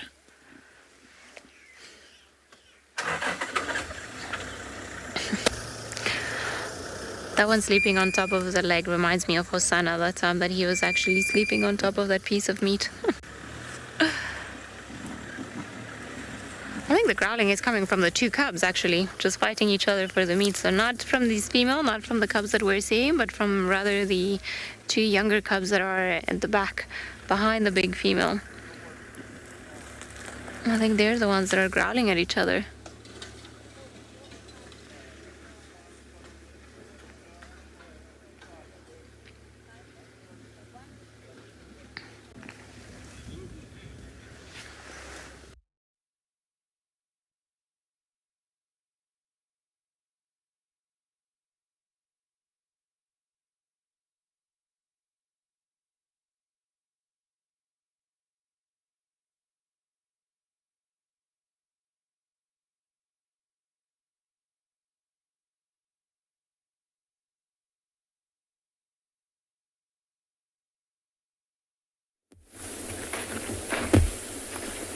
Sorry about that. I think there's a bit of load shedding in South Africa, or maybe it's just the gremlins of the bush. Who knows what it could be? But at least we're still here with you. Hi, everyone. We're back at Pridelands, and we're just getting closer to the hyena den now. So we did a big loop. If I can show you on the ground here what we did, the eco training camp is there. We walked, and this is the main road that goes north-south. The hyena den is there. Okay, there's the den. We just walked all the way past the den and around, and now we're coming back to the den from the opposite direction. We just wanted it to get a little bit cooler so that they might be a bit more active. Remember, we want to see how close, or not how close we can get, but if we can see them on foot and try and view them from a seated position somewhere nearby. I've never actually even been to this hyena den before. I've never had the pleasure of training students whilst this den was active here on Pridelands. So it would be really great to spend some time with it and see what they get up to. There's a drainage line just behind me over here. And this is what the hyenas use often to move up and down the reserve. This drainage line goes all the way from the, what I call the western boundary, all the way to the eco-training camp by Djuma Dam, and then even past that all the way to the eastern boundary. So it's a wonderful long drainage line that the hyenas are using often to move around, to remain hidden from the prey that they want, to ambush things if they did want to. Just trying to think, I know the den is on this road and not too far from here. I just don't want to get too close to it before we realize it's there. But I think we can go a little bit further. Michelle, I don't think hyenas are a threat to humans on foot when you think about it, Michelle. They are animals that like to harass things that are weak and injured, or scavenge off larger predators. They very rarely hunt for big, strong, tough things. And, Craig is very big and strong. Myself, maybe not so much, but we're both together walking upright, awake. And the human form is something that animals have learned over time that is very much a predator, a hunter. So they're not likely to attack us. I've never heard of hyenas attacking people during the daylight who are just walking around. Perhaps if I was trying to grab them or trap them in some way, then it's a different story. And of course, there are all sorts of stories of people who try to feed a hyena, at night, and then get bitten. It's just very silly, around these camps like in the Kruger Park, where hyenas have become very habituated to humans. We've got a hyena that lives basically almost permanently in the eco-training camp, who's been named by the students Scully. Scully is fast becoming no longer a favorite, because Scully was but a tiny floof when he first arrived in the camp, and now he's not so tiny but still quite floofy, and he steals everything. I was only in the camp, my first night in the camp, I hung up a towel, and he immediately stole it that very first night. So he's not my favorite human, or my favorite creature on this reserve. He's very cheeky though, but no, never bitten anyone, never did anything to anyone. Just wants to cause mischief. So I'm just scanning very carefully so we can spot the den mound before we get too close to it. So whilst we make these final movements to approach, we'll send you over to Lauren. I think Djuma is back in action.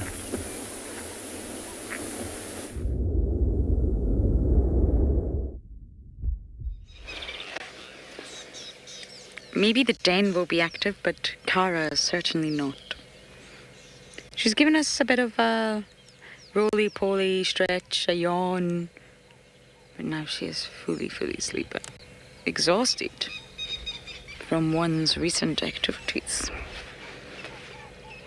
And they really didn't move much during their mating bout. They really stayed in that sort of hard-to-call area. But naturally, we don't traverse Buffelshoek anymore. But they didn't sort of wander. I remember when Shudulu was sort of having a little bit of a situation with Mowati and Hukamuri. That was with Davi and Tristan. They walked far, really far. I mean, they started in Djuma, and the next again they were deep into Simbambili. And I don't know if that's because there was a lot of tension and a lot of posture in between the two males, but they moved far during their mating bout. This pair didn't. They sort of just stayed at heart to cold every single day. And thank you, many of you clarified. So Tavangumi is Moya's nephew. Got it. Got it. Thank you. I knew there was a connection there somewhere. Once I said Moya, I thought, there's a connection. Some people call her Nanga, but I've always known her in this area as Moya. Sometimes when leopards sort of move between different traverse areas, and I'm not talking about properties, I'm talking about sectors, if they move between sort of the eastern sector or the western sector, that leopard may actually be called a different name by different people.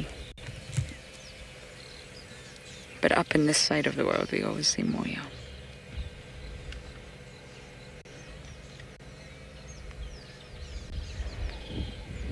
Cara, dear.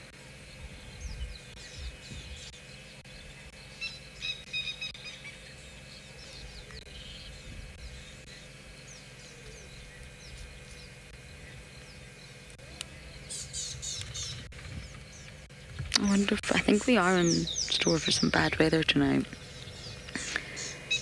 And I think this leopardess is hungry. She has to be.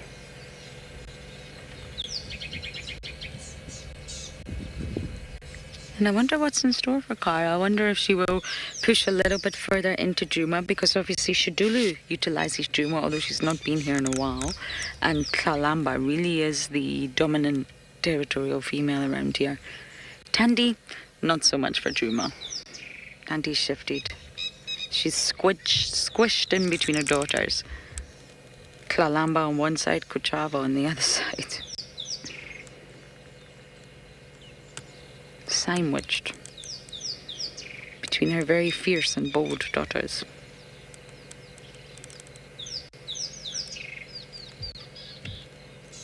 Okay, we're just going to stay a tad longer, and hopefully Miss Sleepyhead wakes up soon.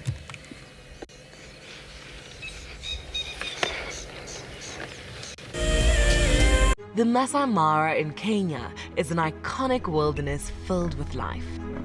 Its inspirational beauty has captivated our hearts on WildEarth for many years. While this season of the world's greatest migration has been missed, WildEarth is preparing a spectacular comeback in 2022. For the first time ever, WildEarth will be running expeditions to Kenya's Masai Mara throughout the 2022 migration season. Hosted by David Githu and Isaac Rotich, you could be a part of the team that shares the wildebeest migration with the world, live on WildEarth's daily safaris.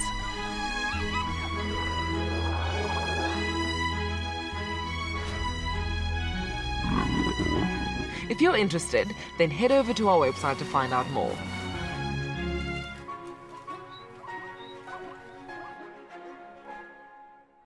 Do you dream of traveling to a far-flung wilderness location where life continues as normal? A place where you can escape to nature and breathe. If you become a Wild Earth explorer, then this could soon become a reality. Subscribe today and stand a chance to win regular travel prizes.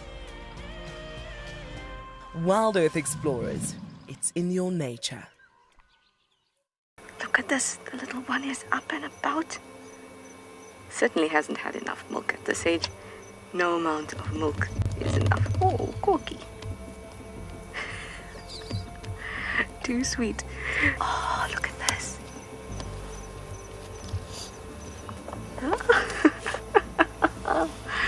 That is stunning.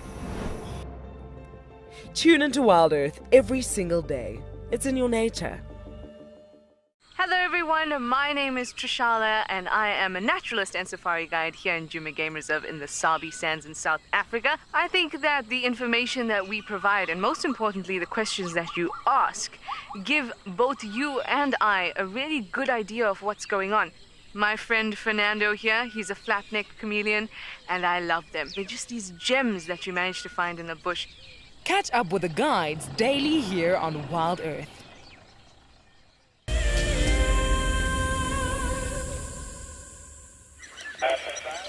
Well, we've come to Chitwa Dam, and we are now looking at the little baby hippo with its mom, still on Tantrum Island. I feel like that's what we're going to call this island from now on.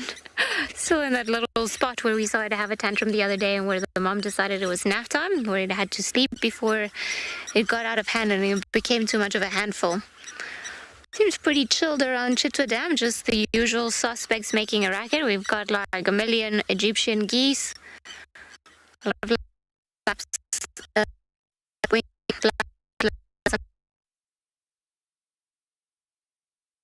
all this.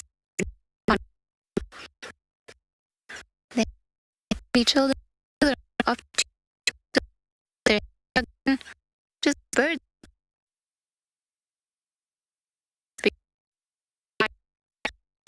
That's what they read about. He's got an S now. You might just be missing out.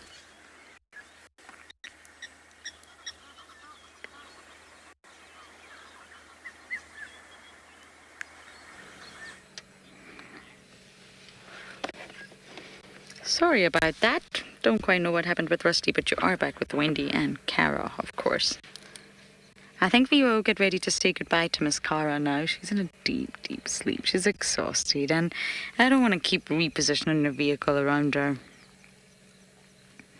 It's just been nice to see her full stop.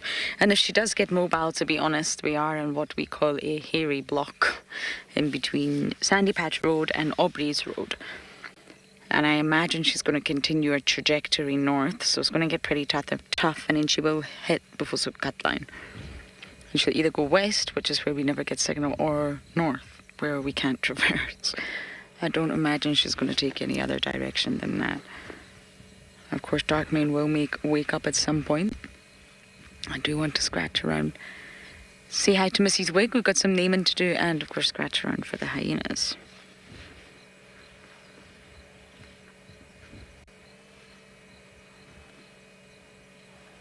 You see that heavy tummy going up and down and up and down.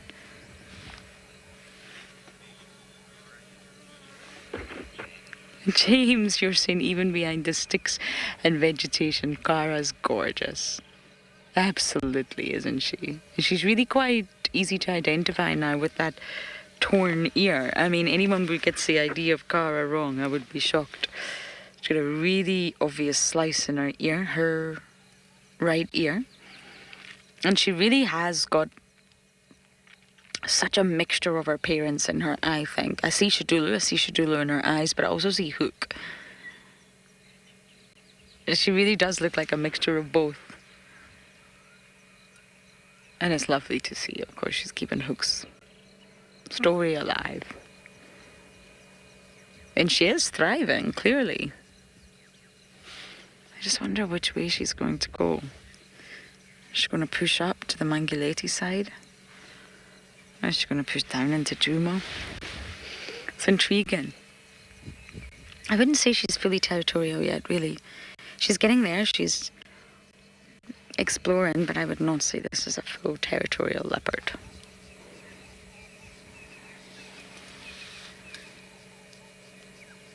And she came from the west, which has a really high density of leopards, a lot of pressure, and she's obviously moved to this side, which is definitely less pressure. Once you cross triple M as a leopard, the pressure definitely reduces, that's for sure.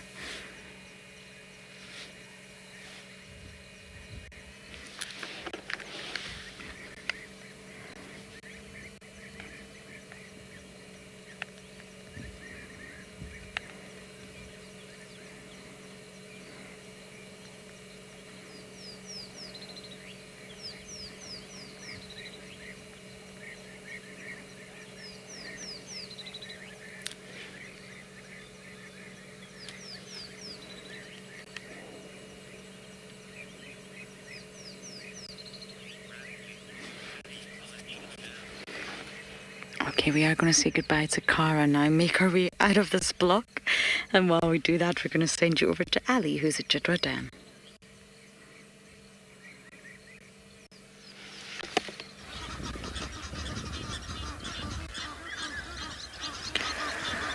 Well, the usual suspects are here. This is almost like the hippo pod of the older hippos. Okay, guys, no need to photobomb our shot.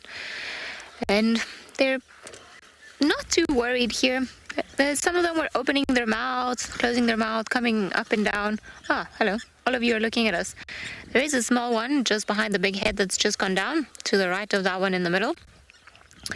And it's just been moving, it's been coming up and down, but I don't know, the hippos seem also to be a little bit funny today. Perhaps they're not too interested, or maybe they don't like the weather. Maybe they're also annoyed about the Egyptian geese making a noise. Maybe they're just not having a good day after all. Maybe they're cold. It's a lot of huffing and puffing. They don't look like placid hippos today. Oh, as I say that, they've all gone down underwater.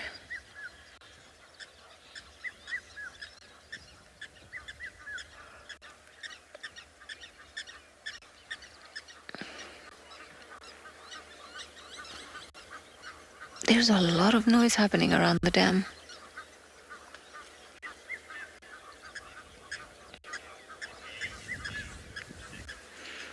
Agnes, and you're very similar to my aunt. She also loves seeing hippos, and seeing hippos will make her day. Her name, funny enough, my aunt's name is Tati, short for Tatiana. And when she was little, apparently she was a chubby child, so her beloved cousin used to call her a hippotati. Hippotati. So she developed an appreciation for hippos when she was little. Don't think it was the nicest nickname.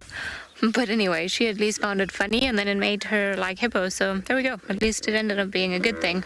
Okay. Sorry, I was trying to tell a story about you guys. It's just that was one of the hippos calling in the distance. Maybe one or two of them together over there, just hanging out by themselves away from the rest of the crowd. It's almost like we've got some hippos on the eastern side of the dam, then we've got some on the middle of the dam, and then we've got some others on the western side. And they don't seem to associate too much. I think maybe we've got 3 different pods. But because this is the largest dam that we have here, then they don't really have a choice. They all got to share the space, whether they like it or not. It's just the way it is. Otherwise, they can walk to other dams, but they haven't been too full. Just remember, we're coming out of the dry season, and although we've had good rains in the last little while, a lot of the dams still need to fill up. And once that happens, then hippos are going to perhaps start moving from one dam to the next. Maybe some of them will make the way back towards big rivers like the Sand River. Why not? Maybe they'll go into Kruger. They'll have a bit more options to travel and where to settle than what they do now, even if it's just for the day.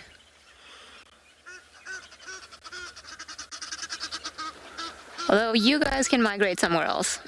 There's too many of you here. We need Hosanna or Maribs to come and eat some Egyptian geese.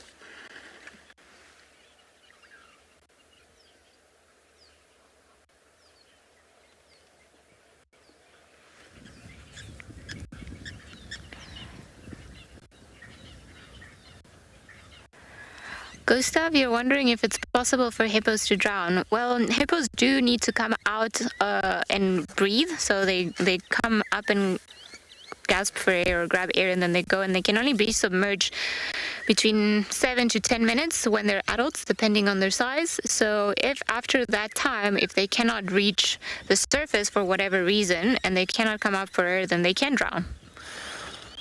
I don't know, you know, sometimes if they get swept by a current that is too heavy, or if they somehow get injured and they don't manage to come up for air, I think it would be like a very rare occurrence, but it can happen because they must come up for air. And if they don't come up for air, then they will certainly drown. Okay, show off your lungs. We're not saying that it's going to happen to you guys, just saying that it's possible.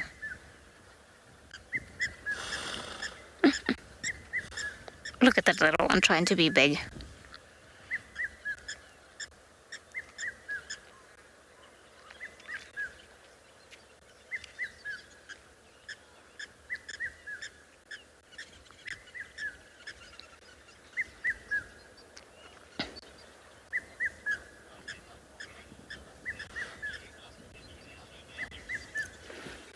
Yes, they are indeed very cute. I would be an adventure to go swimming with hippos. Not that you could ever do it, because they are very dangerous and you shouldn't be swimming or interacting with wild animals, but in a utopian world, I reckon I would like to do that. Have a hippo friend. Things would be very different if I were to go into the water now and approach them. Maybe those hippos, because they're very used to humans and they're pretty chilled, maybe they wouldn't react too badly. But some hippos, they just really don't like humans. And in some areas where they're not used to game viewing and tourism the way that they are here, if we were to approach the water, they wouldn't be happy. They would probably... Okay, thank you for agreeing. They wouldn't be happy, and they would probably start displaying and opening their mouth, and sometimes they can even come and approach and then attack from the water. The true dangerous moment with hippos, though, is when you are between them and the water, because the water is a safe place, and they know that nothing really can get to them, or very little will actually affect them when in the water. But if you're in between them, then they feel a lot more vulnerable. And a lot of issues happen when they're running back to the water, or they're trying to get back and you're in their way. Or when, of course, they're not used to people, and then you have a boat and then you go boating way too close to them, then they also don't like it. You have a very big mouth.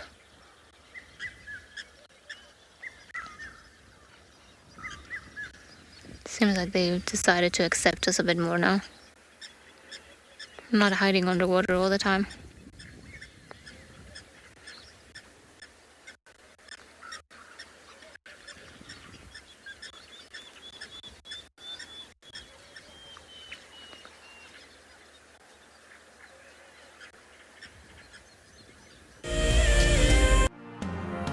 WildEarth turned 14 this year, and as many of you know, we have created a beautiful coffee table book to celebrate our history so far. The book is made up of memorable animal sightings from the last 14 years as chosen by WildEarth viewers from all over the world. And now, we're finally ready to go to print. But before we do, we're opening sales again for a very short time for those people who still want to buy this little piece of WildEarth history.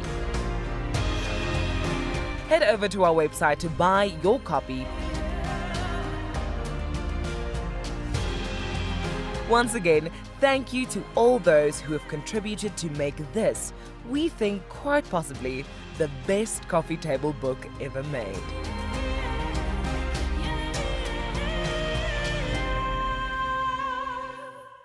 WildEarth knows it is critical to help as many young people as possible to connect with the natural world. We hope that by bringing the wilderness to our future conservationists, we will inspire a love for nature and perhaps plant a seed which will flourish in the future. Over the years, kids from countries all over the world have joined us on safari. I really enjoyed learning about the leopards and the cubs and how they hunt and live. We got to see different types of antelopes, and we also saw our male lion's tracks. I got to learn about like different types of animals in their natural habitats. it was like we were on a real safari. So it was kind of cool. We got to see a lot of unique animals. That whole safari live video just inspired me to fulfill my dream of becoming a safari guide as well.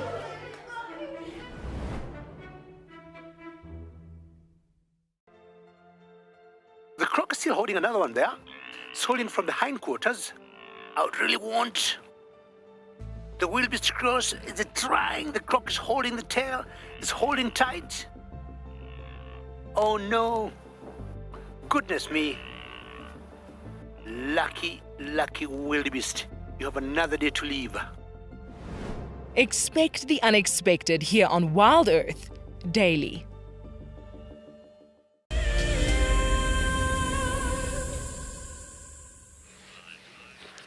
We have left Cara, and I just couldn't not stop at this view. It's not quite sunset time, but due to the cloud cover, sort of red-pink light is just penetrating right above the Drakensberg Mountains. And it's just absolutely stunning. It's casting this sort of really pinkish glow. You see that band just above the mountains?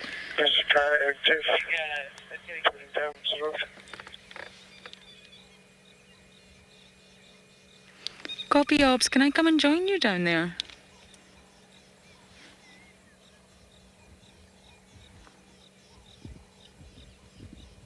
Okay. Yeah, you're welcome, Lauren. Just in the area.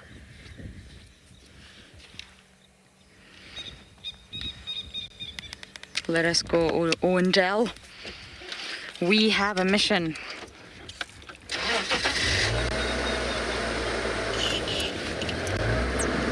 I'm at the completely other side of the reserve. Okay. Apparently the Misikai is active. I don't know how many adults, cubs, sub-adult, I don't know. But I am heading there. We're just very far away. In fact, we're super far away. Wow.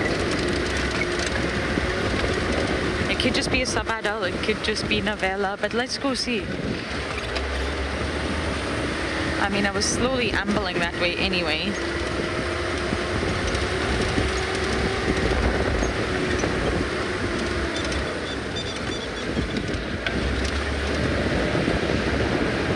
Sometimes we forget to stop and look. We're so busy trying to get from A to B that we actually forget to look what's right in front of us.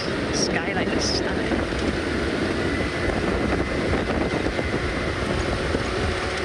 Sorry to cut those views short, but you know I am trying to follow the story of what's going on with the clan.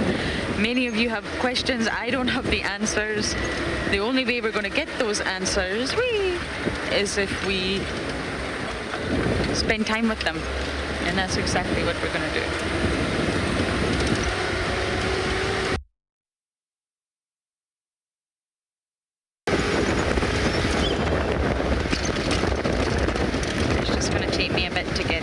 That's okay.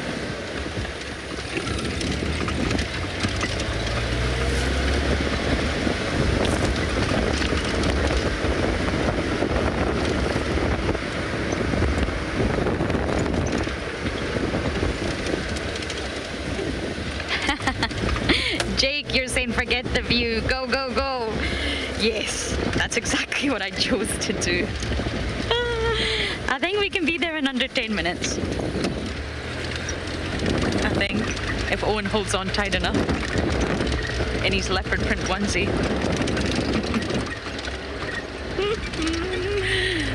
But seriously, it might not be that exciting. It might just be sleepy little novella, but at least it's a start. And that's where they're hanging around, Twin Dams. I don't know if that's where they're sleeping. I don't know if they're all sort of congregating because there is turmoil. I don't know. And many of you have reached out to me, but I just...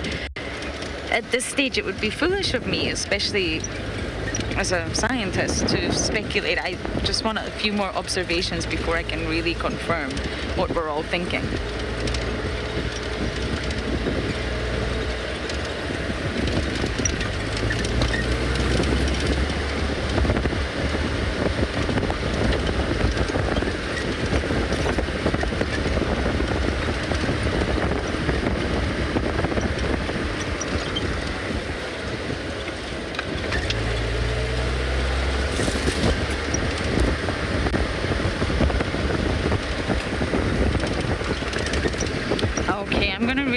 pace and try my hardest to get to the den, but I believe Ali's waiting for a flight to Chitwa Airstrip.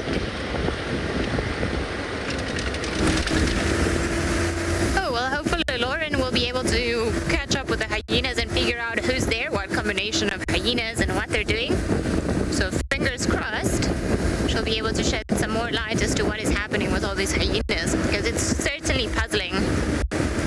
I don't know. I think maybe there are some matriarchal issues going on. Perhaps it is a takeover. Don't know. We'll find out a little bit later on. As I said, I'm really hoping that she'll be able to catch up with them, because even from a behavioral perspective purely, it's incredibly interesting what's happening with them. We have come to the back of Chitwa. We're just actually on the airstrip. We're not going to take off just yet. But just came to scratch around, maybe for Sibui, maybe for Kuchava. They've been hanging around these areas lately, so although the weather looks fairly gloomy, as you can see, that is the most open patch of sky that we've got. It's still quite dark and purple in other areas towards the eastern side. I just thought we'd come and see what it is, or if we can find anything around here. It would be pretty cool if we did, because there aren't many cars out and about, so perhaps we'll be able to then maybe just swindle back and then go spend a little bit more time with the Kahumas. But for now, we are exploring. Oh, it's a nest. Oh, hello. So let's just wait here for a little bit. Did you see where it went in? There's a lilac-breasted roller nest. It's just sticking its head out. I don't know if you're in the right tree.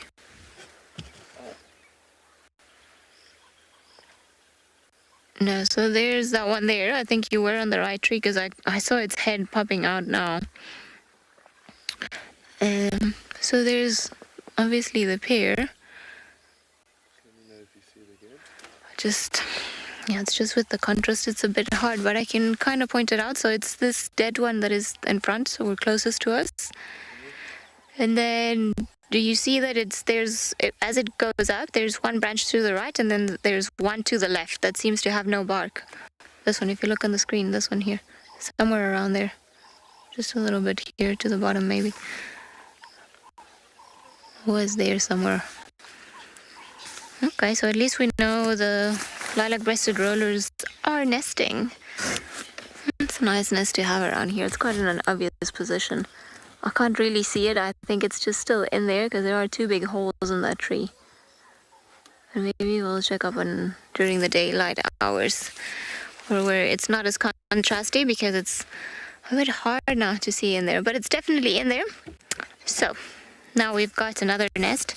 We know where he is. We've got 2 nests for the season. Haha. Maybe we'll see some of the chicks at a later stage. But I think for now that one's gone in, and it's really hard to see it because we've got the sun behind us and it's just very contrasty. So I'll just carry on. Come on, Kuchava and Yob. That would be prize number 1, I reckon.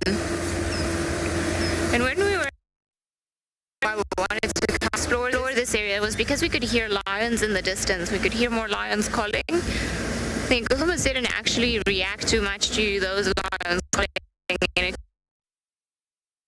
But we just take a bumble in that direction, see what we can find over there. Maybe there will be something. I feel like I've got things going up my nose now.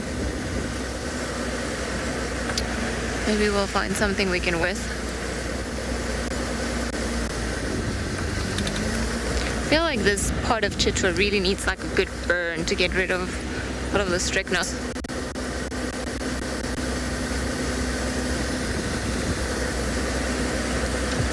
Rub, indeed, everything is getting greener and thicker every day. It's not... Rub, indeed, everything into the thickets. It'll be very pretty because it'll be very green and there will be a lot of baby antelope around. But it'll definitely be a bit harder to, especially in the thickets and in areas like this. Because, and then, well, as we know, a lot of the time, extra greenery and the extra vegetation. Apparently, according to a lot of specialists, this is going to be another very wet year. So, I do feel for the people that are coming in December to do the stint. I think there might be some very wet game drives coming up. And I know Junty's coming up, and I've been making fun of, well, he was making fun of me today for the caterpillar that went down my shirt and then gave me a rash everywhere. But I'm sure I'm going to be making fun of him when he's got to do a few wet game drives in a row. So I think he's coming in December, if I'm... He's coming in December, and then I believe Chris and Steve are taking over from Lauren and I on Wednesday.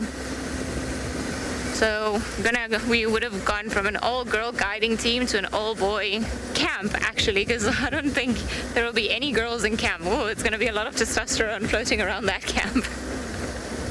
Good luck to all of you. It'll be interesting. I'm sure we'll hear funny stories.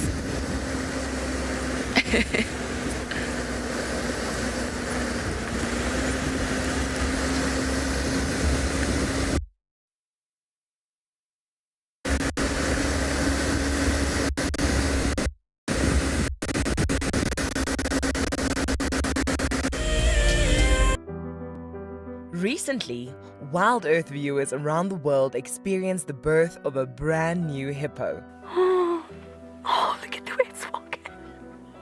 Oh, the guys is so precious.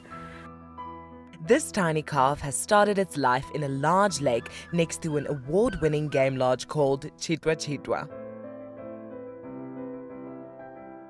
If you sign up to be a WildEarth Explorer before the 1st of December 2021, you and a friend stand a chance to win a 3-night stay at this award-winning luxury lodge. Along with unwinding on the deck and relaxing in the pool, you may even catch a glimpse of this brand new hippo whilst on one of their unforgettable safaris. WildEarth Explorers, it's in your nature. We all have a busy schedule and a lifestyle which is confined to stress and tensions. For so many of us, the hustle and bustle of a tedious life has meant we have lost our inner peace. Traveling is an ultimate remedy that lets us unwind and helps us experience peace in the lap of nature.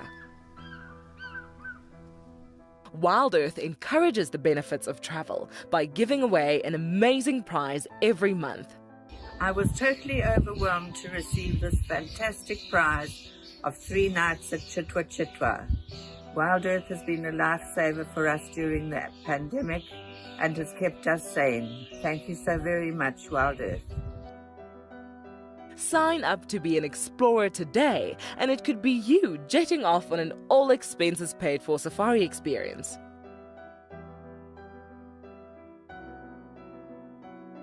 WildEarth Explorers, it's in your nature.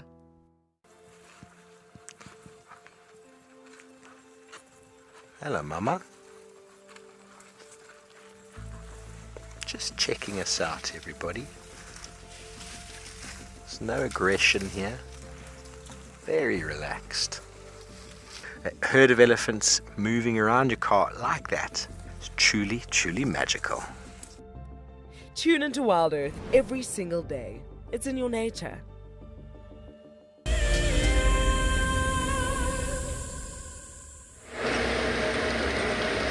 I am just approaching the Dane. I'm just driving slowly. Bear with me. Okay, this is looking very, very positive, everybody.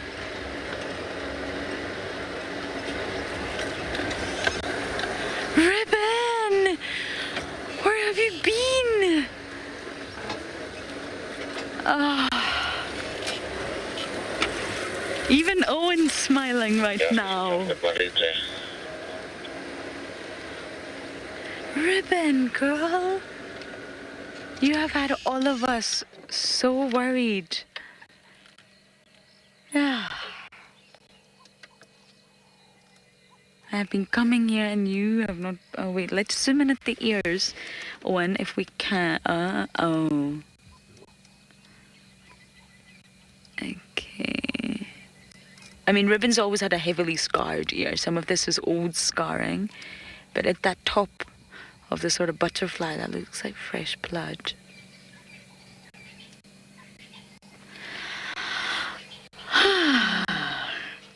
Okay, Ribbon is now accounted for. As to what's going on, I still don't know. She's here because the cubs are clearly still here. Yeah, there's fresh blood there. Ribbon has always been quite scarred around her ear. There's fresh blood. Have you guys been fighting?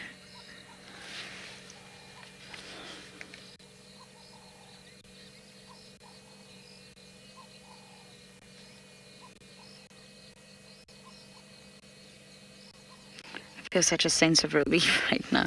I know you shouldn't get emotionally invested in these animals. I know that. I am aware of that. But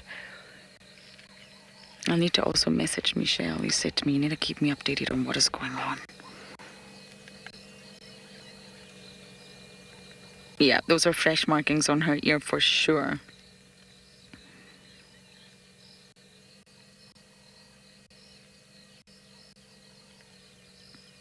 Yeah, 100%. That's most of that is fresh.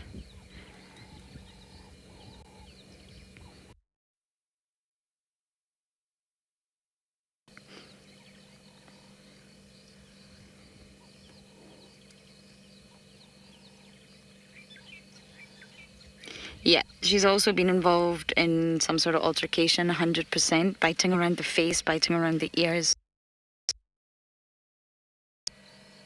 But she's here. We just need to get the cubs.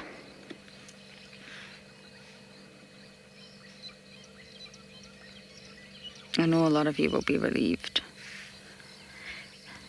We can also stay here now, after dark, without artificial light. Brenda,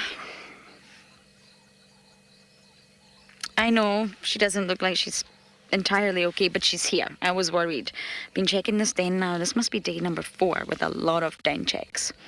So I think she sort of did what Corky did back in the day when Corky had plunk at Philemon's Dip Den 1 and she got attacked by Darkmane. And she just disappeared for a while, licking her wounds, just didn't return to the den for a good little while. We were all very worried, and then of course she came back for plonk. And I'm thinking Ribbon's maybe done the same thing, just stayed away for a few days. There's been upset, she's injured, maybe in pain. I imagine she would be in pain, and she's come back to her babies.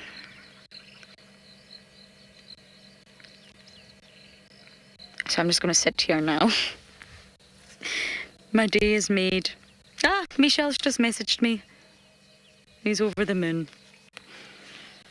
Ribbon, people have been worried about you, but it's still, we're not out of the murky waters just yet. Let's try and see if we can hear or see the cubs. We can stay a little bit later. And let's also see if we can, if any other individuals show up. Last night, Corky Heart, Comet, Gingirika, and Novella all came here.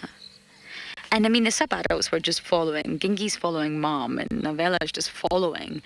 It's still her clan. But Corks was looking for Ribbon. I'm sure of it. So I guess we just have to sit tight. But that is definitely fresh blood and fresh wounds.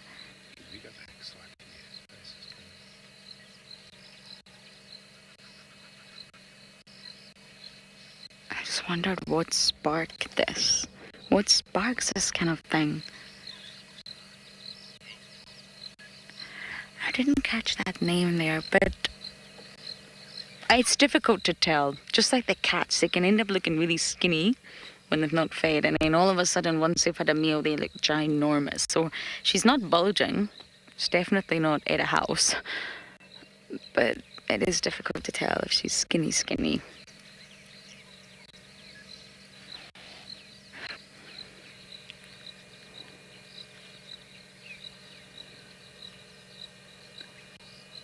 Maybe we could reverse back. I don't know if that's a better view. It probably is. Look at that. He's got a log in her face.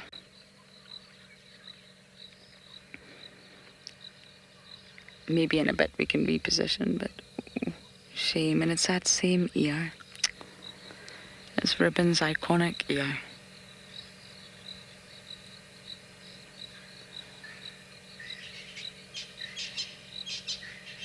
soon as I heard Misikaya is active, I thought, could just be novella. I mean, it's been called in as being active, but that could just mean that's little sub-adult waiting. It doesn't necessarily mean that it's mom.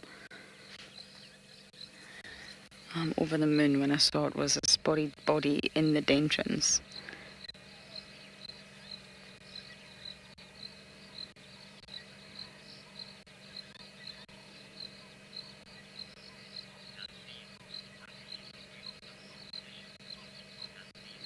Nassim, I agree. The wounds look very superficial right now. I mean, do you think reversing would help, Odie? Yeah. Okay. Let's just try and get a different angle. We'll be further away. But I mean, she's not going to have that ginormous log on her face. I'm going back here, yeah.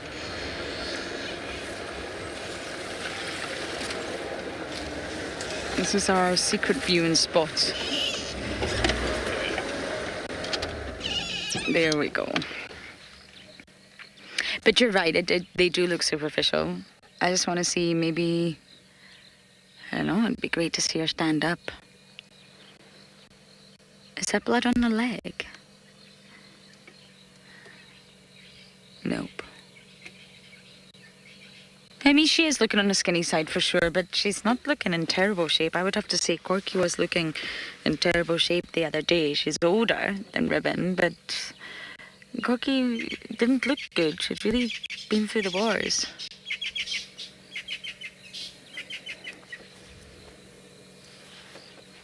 Oh, thank goodness, Ribbon. Honestly, you have had me stressed. And I know it's nature and we have to let these things play out, but when you invest so much into a clan and you just want to understand what's going on. But I think we have to wait it out. Luckily, we have seen a lion and a leopard already, but I do think we just have to wait this one out in order to get answers. It may not be the most riveting of sightings for now, but I think we've just got to wait.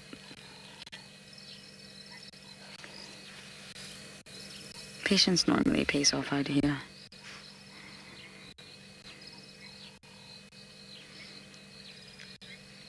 But the cubs must be inside if she is there. If she'd lost her litter, she would not be here.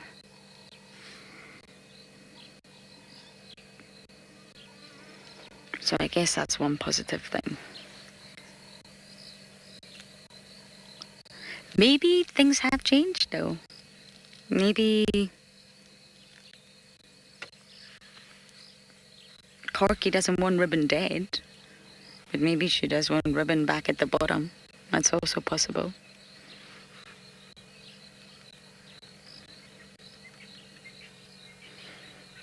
Oh dear, are you able to get that last glimmer of the sunset from your angle? Can you see it? Yeah. The colors are just phenomenal.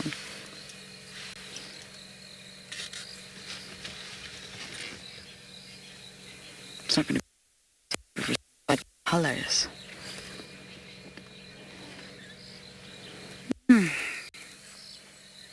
Now I can. Just going to put my feet up, Ribbons here, and we can just enjoy watching the sunset together.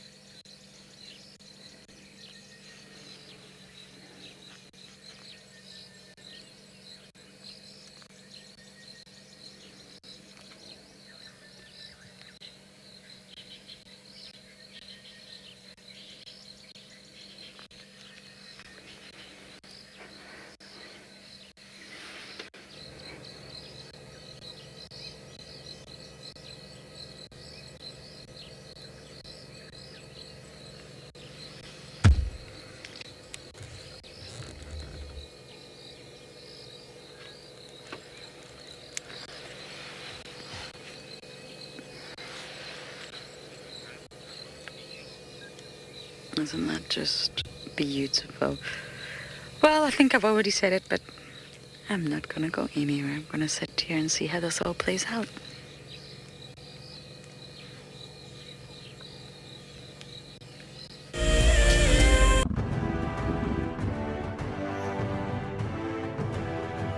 The WildEarth Channel now runs for 24 hours a day and is filled with exciting wildlife experiences for the whole family. In addition to our twice-daily live safaris from Africa, our Escape to Nature series features exceptional wildlife footage throughout the day, and here you can immerse yourself in the sights and sounds of nature. And finally, a brand new penguin experience where you can follow the lives of a group of African penguins daily and in real time. If you want to join in on these experiences, then head over to wildearth.tv/channel to see where you can watch. Escape to nature with WildEarth. The Mara Triangle is a jewel in the Kenyan conservation crown, and thanks to the dedication of the Mara Conservancy, it thrives as one of Earth's greatest national treasures. We have been experiencing a reduction in the whale snails that we collect on a monthly basis, and this is basically attributed to our intense patrols. Over the years, this courageous team of anti-poachers has reduced poaching to almost zero. Mimi naitwa Stephen Olereso. Nimefanya kazi miaka 16 sasa, kuanzia mwaka 2002. Hao wanadamu ni wenye utua sana sana inaogofya ni wale wenye wanaenda kama ndovu, wanatumia kama bunduki. Sasa hiyo ndio huwa inakuanga hatari sana sana kwa sisi. As a result of the global pandemic and the massive reduction in tourist revenue, the Mara Triangle is facing a financial crisis. They need your help if they are to continue their ability to protect this magical land. Something very, very interesting. I didn't plan this, but this is a scene rarely seen. This is what we call a journey of giraffe. So beautiful.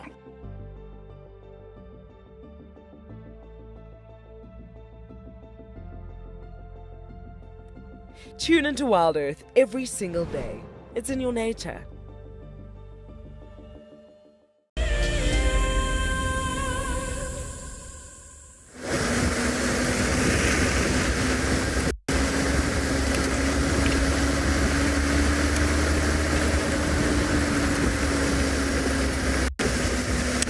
Well, seems like we are lucky enough to be heading back to the lions. It's like everybody else has come and made their way and then they've gone and carried on. So we're gonna go back there, see what action happens as the sun starts setting, because we're not too far from sunset. There's actually very little light left in the sky, so hopefully we'll be able to see what happens there. Don't know which way this car is going. Alrighty.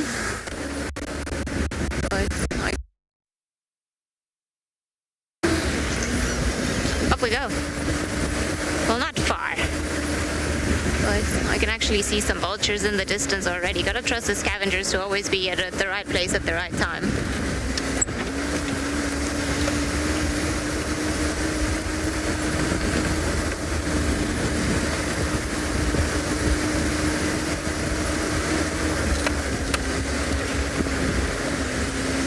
Seems like Lauren's still at the hyena den, so let's head over and find out more news about Ribbon.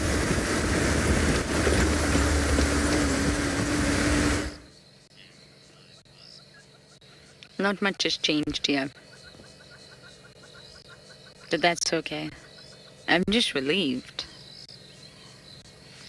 I love all the females in the clan, and the sort of contradiction is that even although there is a strict hierarchy and adherence to that hierarchy, it really, whatever rank you're born with, whatever spoon you end up getting in your mouth, is going to determine the kind of life that you have. So even though there is this aggression sometimes between females, at the end of the day they also need each other to be part of the clan. I mean, there are only 5 solid adults at the minute in terms of females. Ribbon, Intima, Heart, Corky and June. Sutu's soon going to be 3, so she's getting there. And the Belly is also getting there, but we don't see her too often. She doesn't seem to spend as much time with the clan. But the point is, if there's a takeover happening and Corky decided to just kill the one she didn't like, it reduced the numbers of the clan. It would reduce the clan's reproductive success, be detrimental to the clan. So a lot of people have been asking that, are they going to kill each other? Are they going to kill each other? That could happen if the fight got out of hand, if that's what is going on. But it wouldn't make much sense also. So if there is a battle, it would make sense for one of them to back down. And when I first saw Corky, Ali actually saw them at Twin Dams, and then I came a little bit later. I saw the wounds, I saw the blood, and I just thought, this has been a dispute between hyenas. Yes, I didn't for 1 minute think it was another predator, but it could just be over food. They get very aggressive at carcasses, and we all know they've been really full lately. I think they've been feeding on something in Buffelshoek, and they could just be fighting at the kill site. But then, the next again day, I found them, and it's Corky's behavior. So in order to really understand these animals, it's a bit messy on that side.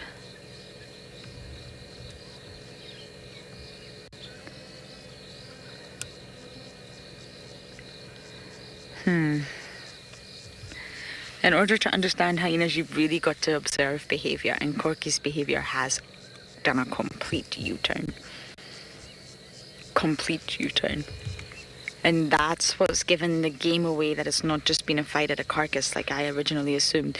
That's what's given the game away, that there's something else at play here.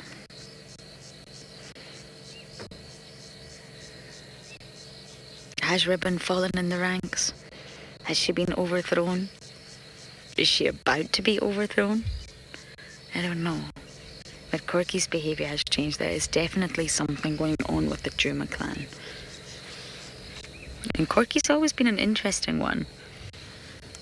She seemed to spend most of her time back in the day with Madam. And Madam was assumed or suspected to be the matriarch at the time. This is a long time ago. And Madam is in fact Pretty's mother, Swazi and Intebelli's grandmother. So Corky was always in with the top dogs.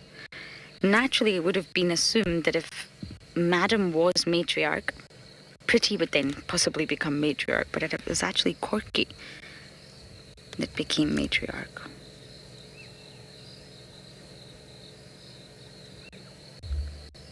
Corky was always high ranked,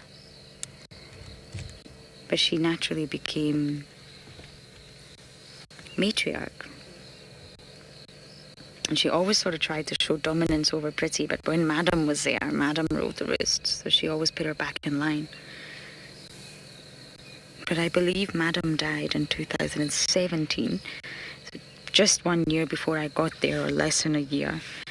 And the new matriarch, we really didn't know who it was, who's the new matriarch. And again, it's all about behavior. You've got to watch. You can't just say, that's the matriarch. You've got to watch interactions. And then I believe it was a sort of interaction with Corky and Pretty, who were friends, but Corky still asserted a lot of dominance over Pretty, and that's when it was realised, the new matriarch who has risen since Madam has died is Corky.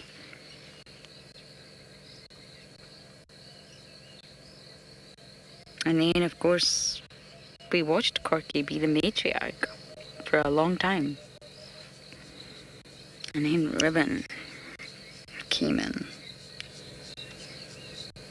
And Corky got attacked by the Avoca male on November the 4th, so it's just around about now-ish, give or take, in 2018, so that was 3 years ago. She had a tough time then, but she bounced back. She literally bounced back. But Corky's downfall was around September 2019. Corky was seen seriously injured, and it's not known what from. And then after that, Corky just went downhill, and then Ribbon seized that opportunity. And this is where we are to date. So is change taking place once again? Very possibly.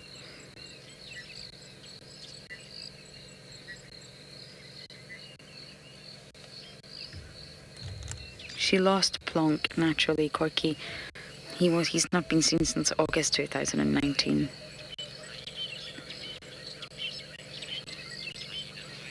I mean, it does look like there's a possibility, not confirmed, that Corky's now lost Braveheart. Has that triggered something in her? Has that been a trigger? I don't know. But Hyena Boy, absolutely. This is hyenas showing us just how complex their societies really are. Do we fully understand them? I would imagine not. I'm trying my best, but I would imagine not. So that's sort of Corky's history for you all. Maybe boring to some, I don't know, maybe interesting. But she's been an interesting character from day one.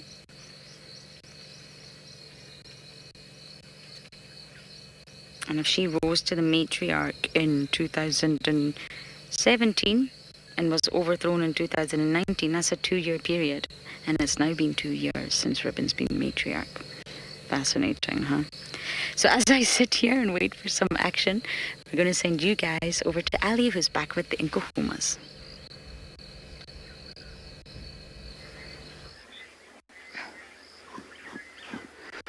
Well, we are going to enjoy the last sort of moments with the pride, because as the sun goes down, then we're technically not allowed to stay with them if it starts getting darker, just because the cubs are still young. So we try to minimize the impact that we have with them, but it's still light. We can still see them perfectly well, so we can still enjoy the last little bit with them before it gets too dark.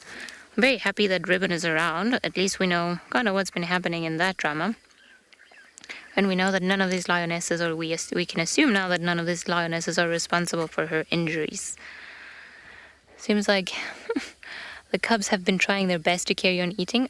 I think they're more playing with the food than actually eating, and especially that one that's just playing with the head. They're all scattered around, very full and happy. But I don't know. I was chatting to Darren earlier, and I think they'll probably be gone in the morning. It could be that if they feed throughout the night, they might just remain around here. They might just go down to Chitwa Dam, which is not too far, for a drink. And maybe we'll find them somewhere there during the morning. But it doesn't seem like there's an immense amount of meat that is left. I mean, there's enough for today, maybe even for early tomorrow, but that's about it. It's a lot of mouths to feed. And as it gets darker, then they're going to start feeding a little bit more. It'll be cooler, hopefully. They'll be able to feed on it. And there's still, I don't know. Maybe they'll be here tomorrow. Maybe I'm wrong. There's still enough meat in between the legs and so on. Learning from the mother. There was also one lioness that was lying on top of the leg. Oh, so you're not sleeping, sorry. My mistake. And they're all still very hot, still panting. Although the temperature has dropped, but of course trying to digest pure protein gets your metabolic rate going. And they're going to be very hot. If you think about it, if you are a meat eater and you eat a lot of meat, then you feel very heavy. And then sometimes people say that you get like the meat sweats if you've eaten too much meat. It's kind of the same for lions, but just much more exacerbated.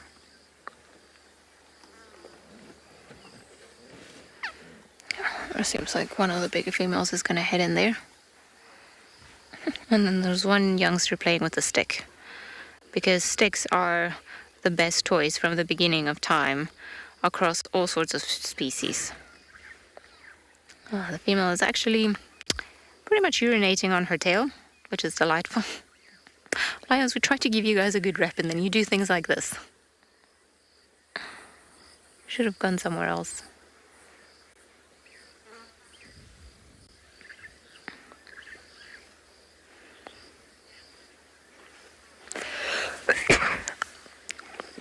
Hanson, no, these cubs are too young to be joining in on the hunt. So what happens is that the cubs will move with the females, but when the females go hunting, they leave them in a secure spot and then they go off hunting.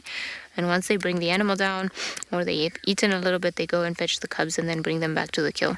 Cubs don't actively start hunting or start participating in the hunts until they're about maybe 2 or 3 years old. And it takes them, well, actually they start maybe having a bit more of an active role at 2 years old of age. But it takes them a long time to learn how to hunt with the rest of the pride, and often they'll spoil the hunts for the adults.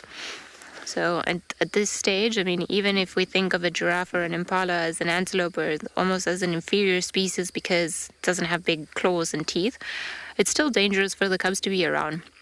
A giraffe can very easily kick and kill a cub. A buffalo can very easily trample a cub. And they've got to be careful. They've got to make sure that the little ones are kept safe. Because also, who knows what they might do, and they might lose their nerve, run the wrong way, spoil the hunt, or get themselves or somebody else killed. I have a feeling that the one that's growling is a young male. Would make a lot of sense if it were. Look at that adorable face.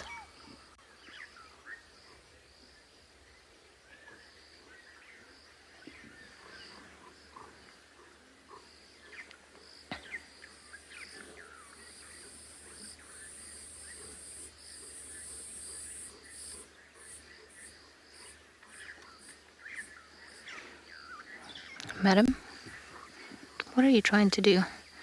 It's almost like they want to start feeding on the two females are very much asleep, but the female that's on top of the carcass, it's almost like they're looking for a way in on the back legs of the giraffe. And they're trying to... It's the big female, the one that's growling now. Is it? No. Oh. She's trying to open up over there because there's more meat in there, of course. But she's gonna have to cut through the skin to actually be able to get to the bottom of it in there. And it's the young cubs, the ones that are making all that noise and growling as much. It wasn't her. I think she was just telling someone off, but not as much as how the cubs were telling each other off.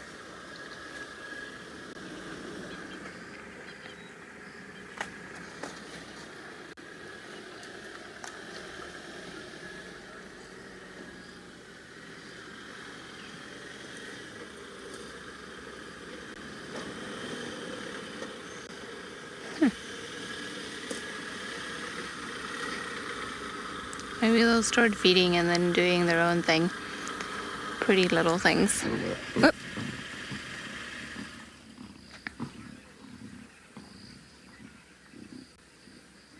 It's so funny seeing lions eat. There's always commotion. There's always growling.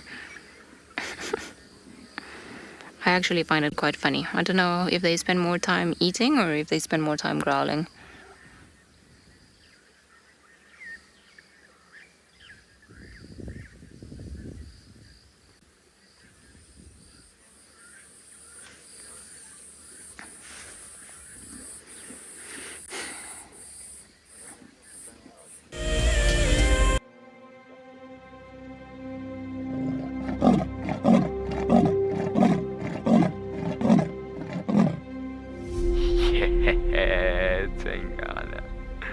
That's my boy.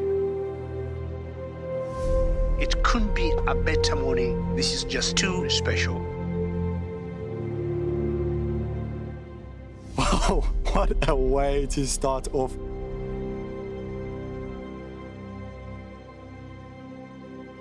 Bright colors, and it attracts the insect to the flower, which is exactly what we're watching right now. This is so exciting.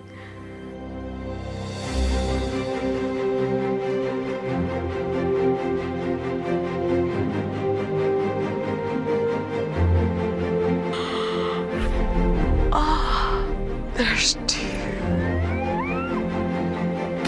Hello, Mama. It's all good. Hi. Hi. The smallest baby black-backed jackal I have seen in the wild. Look how full the belly is. It is so incredible to spend this time so close to an African penguin. They just make me feel alive. That is incredibly sweet. Grooming each other. Play is vital. This is how they learn. This is how they would tackle prey. There you go, there you go. There you go, there you go. Heart is pumping right now. Look at this, everybody. We've got a live kill. There's nowhere to go. It's just such an incredible privilege to be out here. It just keeps on delivering.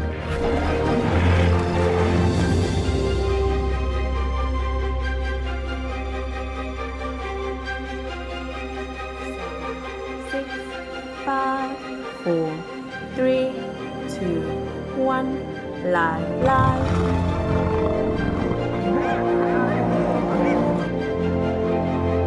There she goes. Going for the youngster.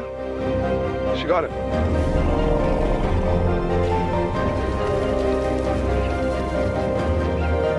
That's what I'm talking about. Look at that. It is insanely good footage.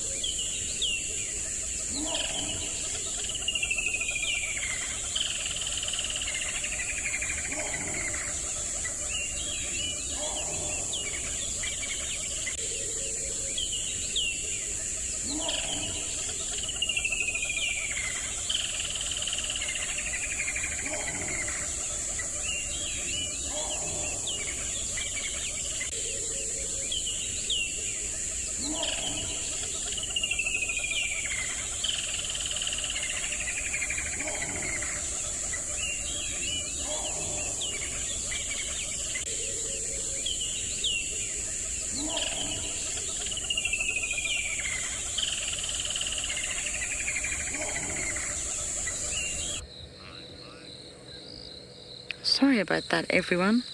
But you're back with us. And still not much has changed. She gets nervous, so every time there's a noise, I don't hear that noise, but she pops her head up. She's not entirely comfortable, I feel, but then am I just speculating? It's also possible that I am. But we are going to stay at the den. There's no lights in use, don't worry.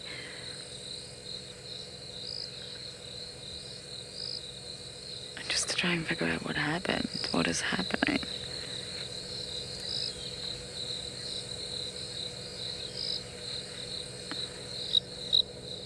The sounds of the night are starting to play their song. It's only going to get louder. The bush is so loud in summer at night time. You would think it's quiet and peaceful. It's so loud. It's not quite as loud as the Amazon rainforest. Oh, it's difficult to sleep in the forest. No fans, no AC. You're wrapped tightly in a mosquito net for obvious reasons. And it's not just mosquitoes. And it is just so loud. So loud. It's the toads over there. They've got huge toads. And oh my goodness. I don't actually know how I slept on that trip. I did.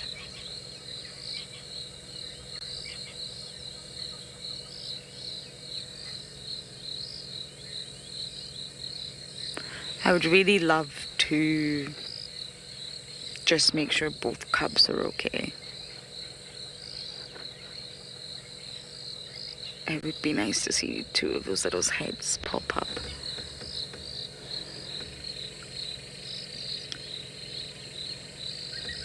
And of course, there's always, I'm talking as I'm thinking, but there's the other side of that coin, and that is maybe it's settled. Maybe there has been a sort of battle, and maybe it's settled already. I've got the feeling it's not, but that's definitely an option. We are going to go into infrared now. There we go. No more color. But at least we can see.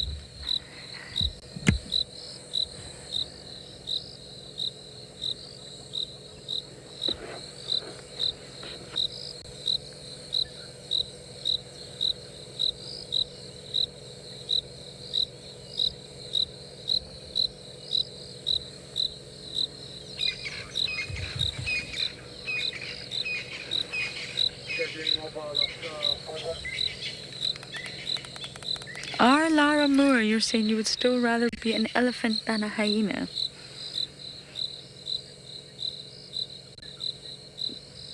Did I get that right, Owen? I have no context to what you're saying, but I'm going to guess that you're basing it on...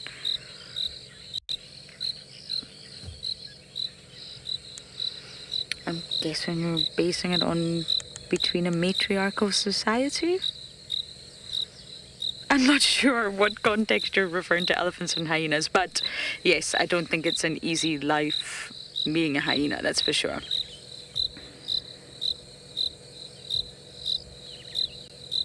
I think it's really tough. I think if you're at the bottom, it's so tough. You really have got a very different life from those at the top, and you either just have to take it and live the life as a low ranker, or you challenge, and that challenge can be fatal if you don't get it right. Or you're a high-ranked individual, and you're loving life, and you're having a good life, but that could be taken away from you at any point. You've always got to know where everyone sits, and of course they will have their own way of understanding that. You've got to know who you bow down to, and you've got to know who you can dominate. And I think it's terribly complex. I think that's what you were meaning, or Laura Moore.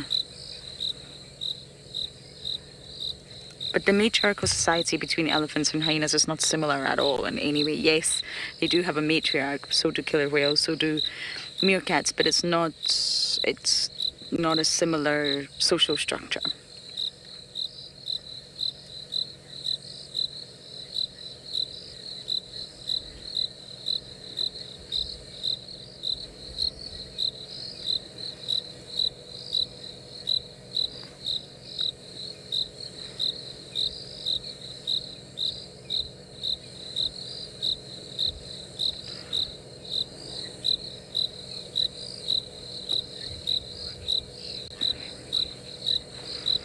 Kimberly, you've always been rooting for Ribbon. She's your favourite hyena. Oof, such a tough one. I know many of you love Corky. I know many of you love Ribbon. I love them all. I really do. I do have a special bond with Ribs, even though when I arrived, Corky was very much the matriarch and Ribbon was actually at the bottom. So I think I've just seen Ribbon go from strength to strength. Maybe that's why I adore her so much. And I really do feel, now this is just my opinion, you're welcome to disagree, that in this particular clan, Ribbon has been very calm. And it's almost like she knows what life is like at the bottom. Waffles was the same. Waffles in the Masai Mara, her takeover was pretty aggressive, but she was a good matriarch. And it's almost as if she came from the bottom. She hasn't led a life where she was always high-ranked, whereas Corky has. And I wonder if, I just feel Ribbon's been very calm. She doesn't assert that much aggression. Yeah, she will dominate. She has to, otherwise she can't retain the position. But she's not that aggressive. She gave birth to two very calm boys, Ngwazi and Shimbulu. They're also not aggressive. Yeah, there's just something about Ribbon for me. That maybe her reign is over. I don't know. At least we know she's here and she's got injuries. That's a clue. Now I guess we just have to wait and see cubs and see some interactions with other members of the clan. I want to see June as well. Don't know where June is.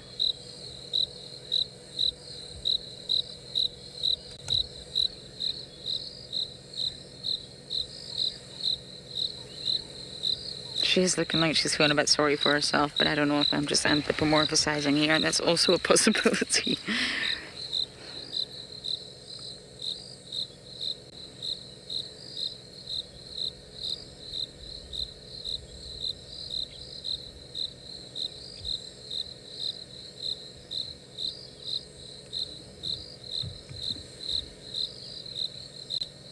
And you know, it was a little bit later than what it is now. I don't actually know the time, but last night, Darren and I came here when it was dark. It was fully dark. And this is when Corks marched straight here. That's why I'm really staying here. I mean, we've seen Ribbon, I know that, and she's not really doing much, I know that. But I just want to see if there was any interaction. But they've all been fighting. I wonder where this took place. I doubt it was silent.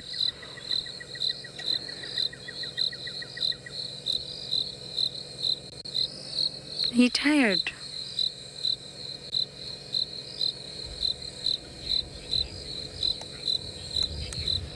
Okay, I am gonna sit tight here, everyone. You literally never know what is about to happen next.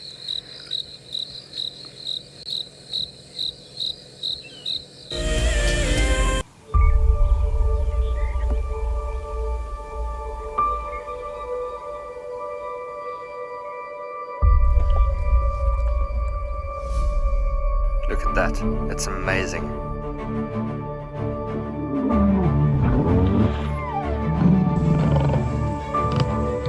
Wow. Hey. And 5, 4, 3, 2, 1. Live.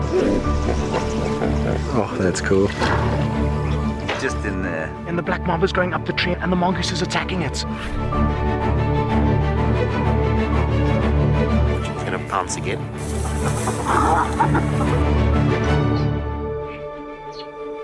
Sure you can all agree with me. It's not a bad start to our Wednesday morning.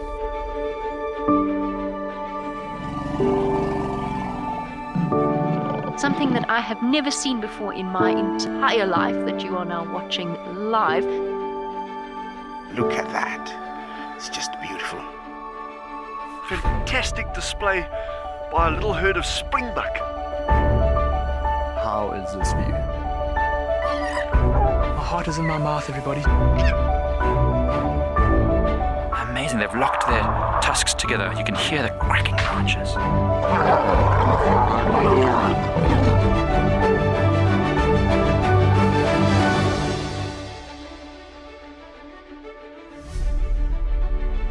It is so incredible to spend this time so close to an African penguin, and it's completely unfazed by my presence whatsoever. How insane is that animal?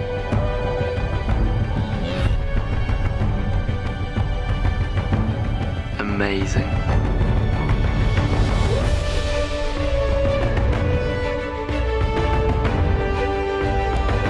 Hey. Awesome. It is fantastic to watch. Well, now we've got a tug of war between mom and daughter, look. Just at a loss for words, yeah. That's just incredible to see that.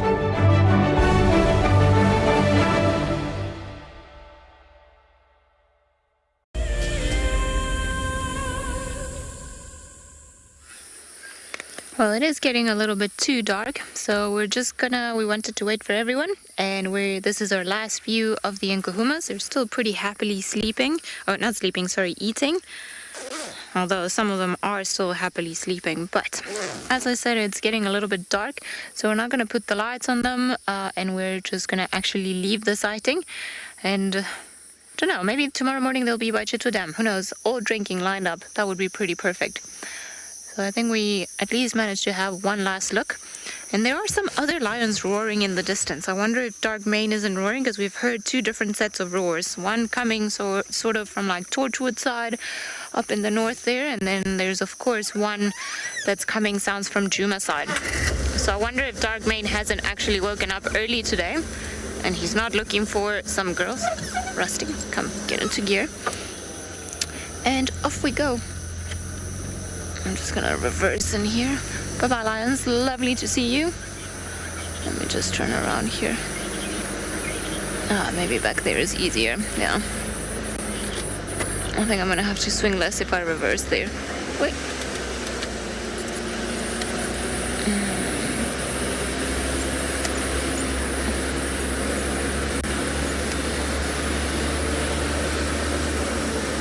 Okay. And it smells very badly here. I think the lions have been using this part of the road as their loo, And lion dung is definitely by far the stinkiest one of them all. Lion and leopard. I'll take elephant dung, as big as it is, over lion dung any day of the week. Not my favorite perfume, I must say. Okay, but let me see where the lights are. Leaving the local in Kahuma closed lock. Done. And going. Alrighty. I don't know where we're gonna go explore now. I think maybe we're gonna meander back to Djuma, see what's up there. Maybe cheetah cutla and see if we can find who it is that it was wearing. That could also be a possibility. Not sure if Lauren's gonna head back to Darkmane or if she's gonna go into that area. But I think maybe we'll cross over to Djuma and then just see what else we can find. Maybe there'll be more lions roaring up there. Maybe the rest of the Talamatis, and then we can have a 2-for-2 lion afternoon. Ah, that would be nice. But we shall see.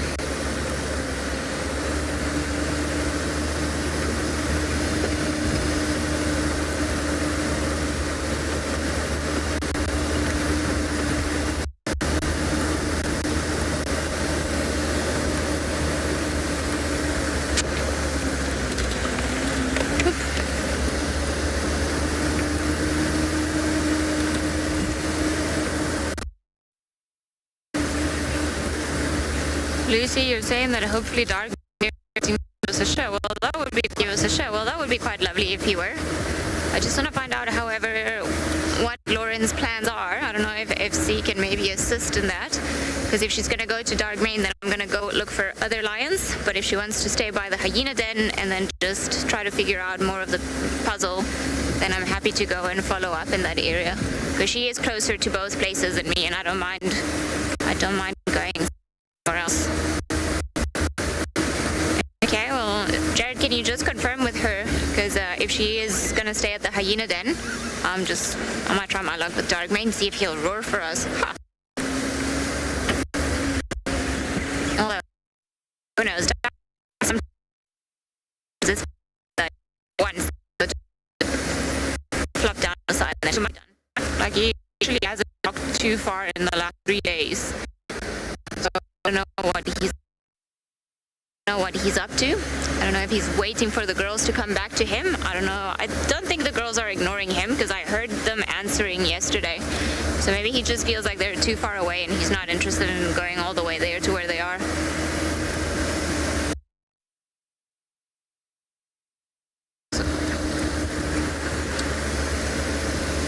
Cool. Lauren is not leaving the den at all, which I think is the way to go if we want to find out what is going on.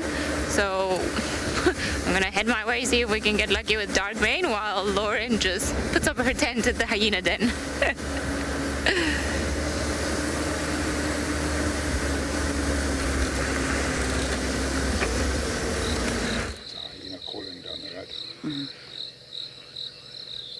I'm definitely not going anywhere. I can hear hyenas calling. Ribbon got up. Crossing back into the north, are there any updates?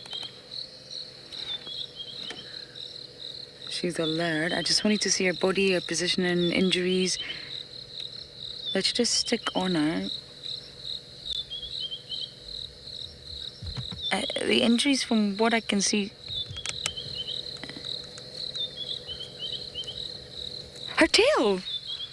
Is it tucked under? Or is it missing?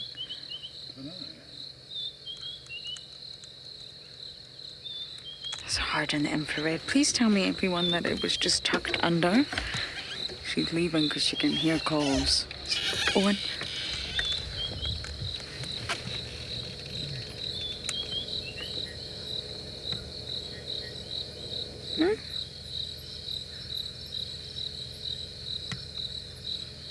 It's tucked away.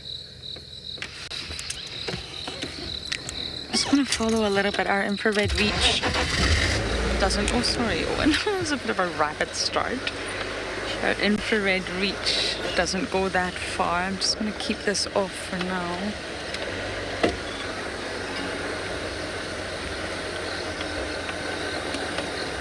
So she heard the calls and she left. I find that fascinating. It's not like Ribbon to leave because she can hear a hyena calling.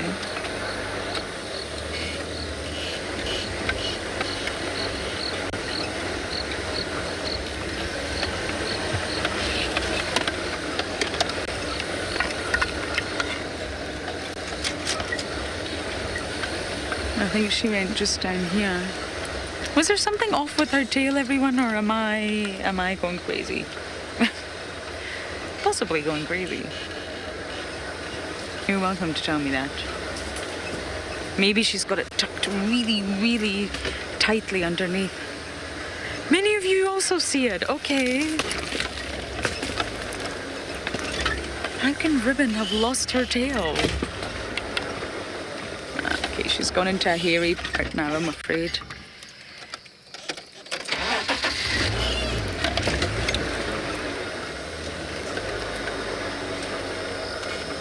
Yeah, we're not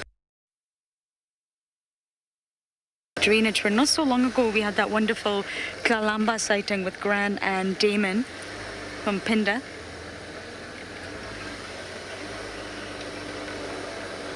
Yeah, she's gone deep. But that's still interesting. One, it didn't look like she had a tail, but it could naturally be tucked very, very sort of tightly underneath her, protecting the genitals, which is another clue that she's aware, she's sensitive. Hyenas obviously go for each other's genitals, especially during greeting ceremonies. Or it's missing. Please someone rewind or screenshot and tell me I'm not imagining that. But either way, she's gone into that drainage just south of Elephant Carcass. It's a very productive little drainage. But she heard calls. How far away would you say the calls were, Owen? Far? Twin Dams. Oh, it's all happening all over again.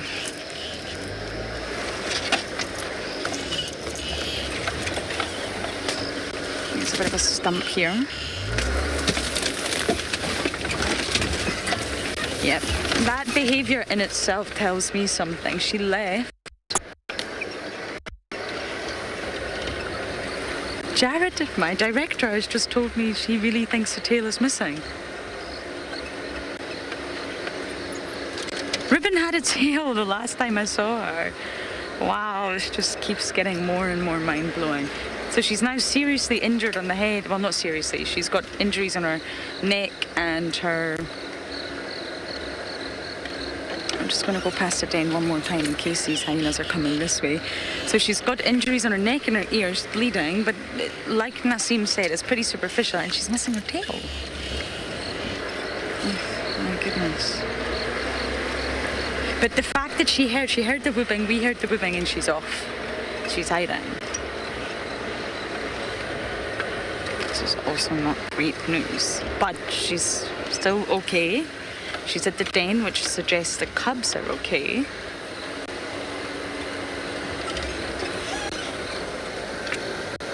Yeah, the den's empty. Okay, I guess we head to Twin Dams then.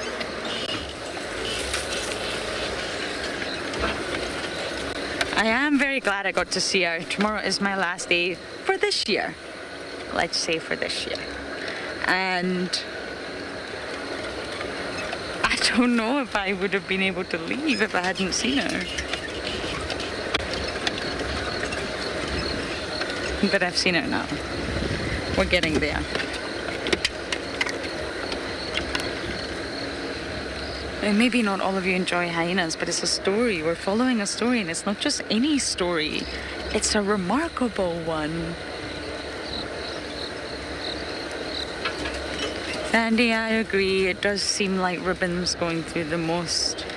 Maybe she'll just act submissive again. She's had her time. She's had her tenure, 2 years. Maybe she'll just think, okay, well, I've got my babies to protect. If Corky wants to take over, she can. I don't know. But Ribbon has got 2 little babies to protect, and the clan needs numbers. Well, we may just park off at Twin Dams if we don't see anything, just to listen. And if all else fails, we can go visit Mrs. Wake. Because nighttime's the best. I need to watch that footage. I can't believe Ribbon is just missing her tail. I just saw that rear end and I thought, huh? That's not Ribbon's bum. How do I know that? Well, I spent a lot of time looking at Ribbon's bum. A lot. More than probably is normal. Okay, so there are no hyenas around Twin Dams. But that doesn't mean they're not going to arrive.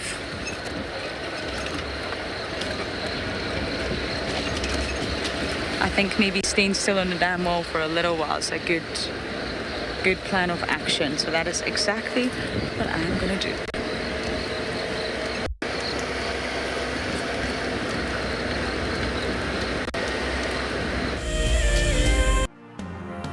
WildEarth turned 14 this year, and as many of you know, we have created a beautiful coffee table book to celebrate our history so far. The book is made up of memorable animal sightings from the last 14 years as chosen by WildEarth viewers from all over the world. And now, we're finally ready to go to print. But before we do, we're opening sales again for a very short time for those people who still want to buy this little piece of WildEarth history. Head over to our website to buy your copy. Once again, thank you to all those who have contributed to make this, we think quite possibly, the best coffee table book ever made.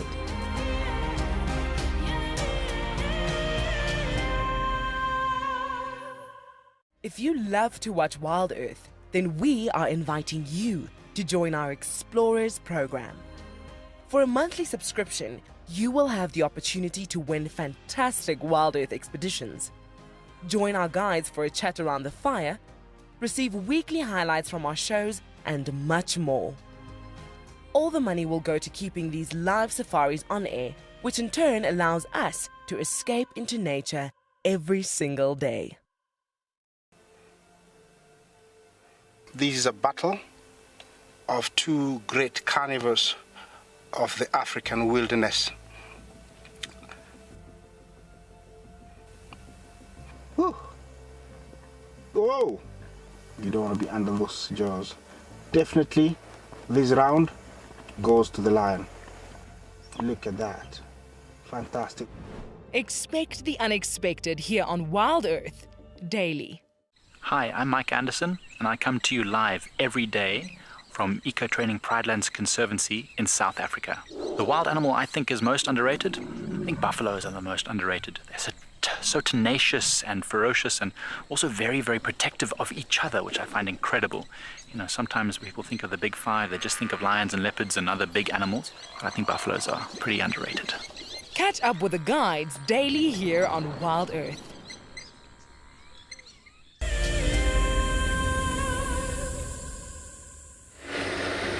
I can hear them. I can hear them calling. It's coming from the exact same area we've been having them. And you know, last night when I came here and I bumped into Fang, I could smell them. I think they're all lying in the one spot together for most of the day. And naturally, they're nocturnal, so... I think I just heard my first bubbling casina as well, which is really cool. Oh, and if you do hear it, let me know. Sometimes a cameraman can hear super good. It's picked up in the microphone. They have super ears.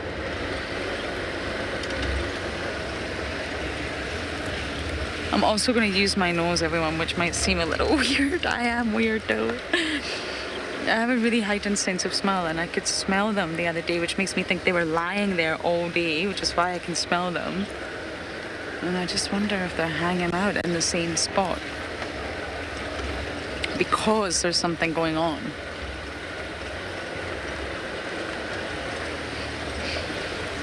The sub-adults will just follow the adults. I mean, that's not anything unusual, but hard and quirky. Mm-hmm.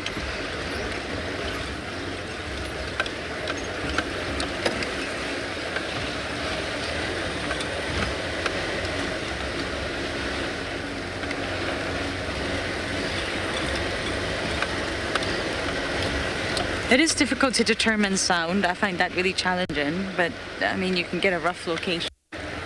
They're not really equipped for determining the direction of sound.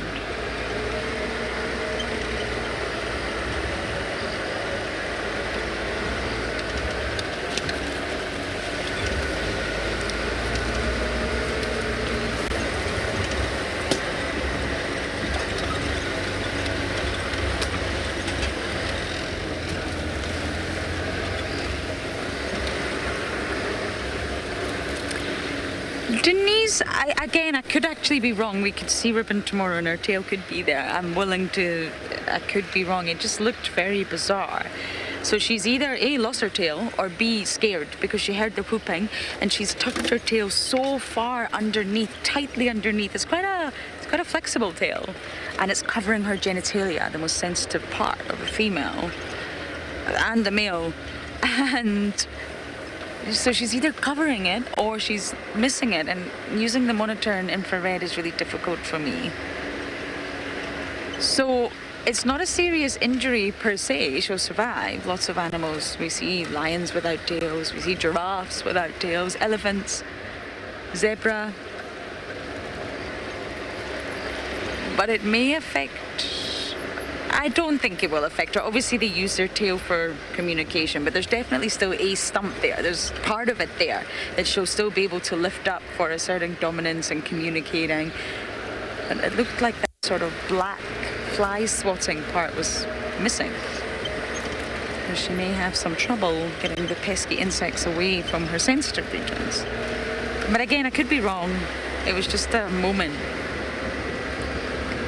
Okay, no luck. I'm going to take Gowrie Main and go back to Twin Dams. And I think they're in the block. She's hiding.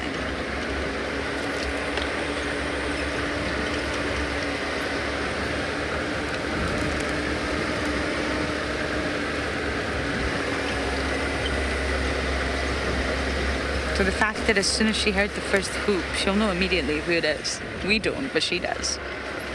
And she got up and left. That's also another indication that something's changed. Lots of factors are pointing in one direction.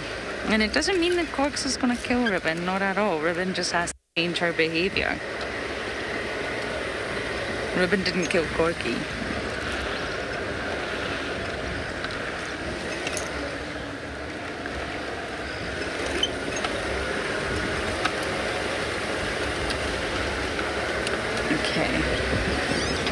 We are keeping the presenter light off because the insects are just too much. Okay, I'm still gonna stick with my original plan and hang around Twin Dams. And I believe Ali is on her way to Darkman.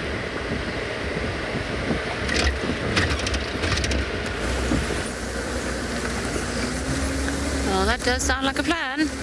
We're still not where Darkman was. I still think that we are at a certain distance from where he was, but we're getting closer. Getting closer. Apparently somebody was there with him now and he was fast asleep. We did see a honey badger on the way here. Darren and I were saying it's a theme. The Kahumas always bring the honey badgers out, but it just dashed off into the bushes and then we didn't see it again. But it's happy days when the honey badgers are around. I really enjoy seeing the honey badgers. They're some of my favorite creatures out here. It's just so much attitude and just happiness and doing their own thing. No self-esteem problems when it comes to honey badgers. Okay, but also a male lion, I don't think they suffer from any self-esteem issues whatsoever. I'm probably very happy with life. Oh, this was a big puddle yesterday. It's dried out nicely.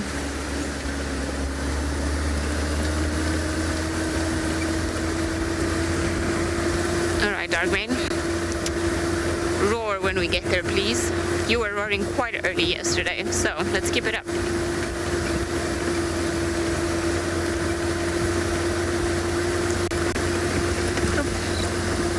Almost there. We're like 5 minutes away.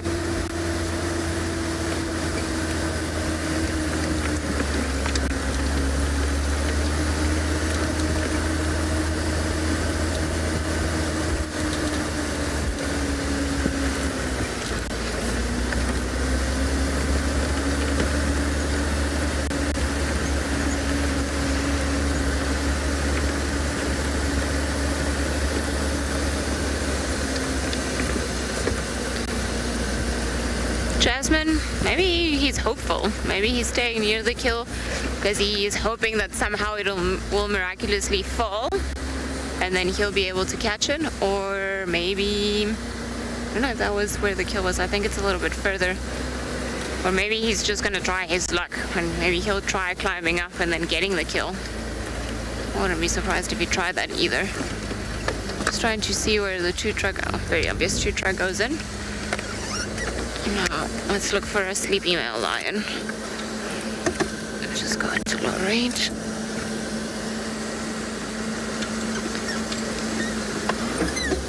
If the gear goes in properly, then maybe.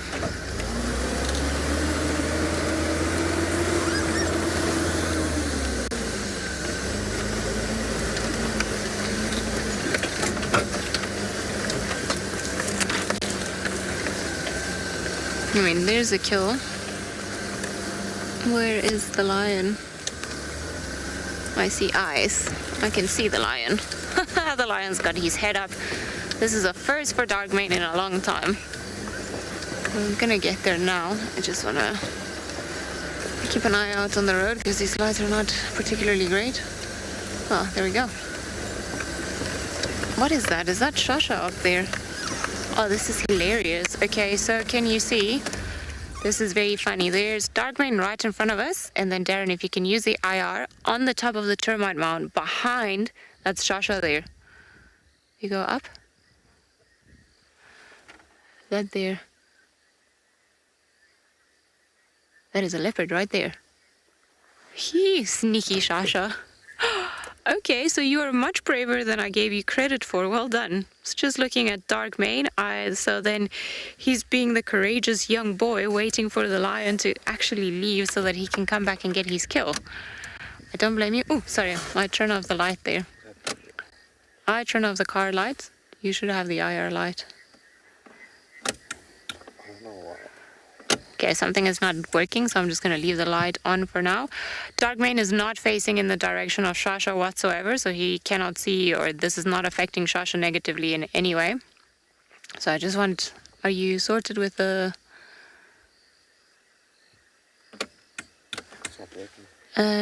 Seems like there's something going on with our IR light, meaning that it's not working. Because if I switch off the car lights, this is exactly what it's... I mean, I'm just saying pure darkness. And the only way that we found Shasha earlier was just, you know, when we were shining and we came at the right angle and we saw the reflection of the eyes on the spotlight. I'm going to try to figure this out.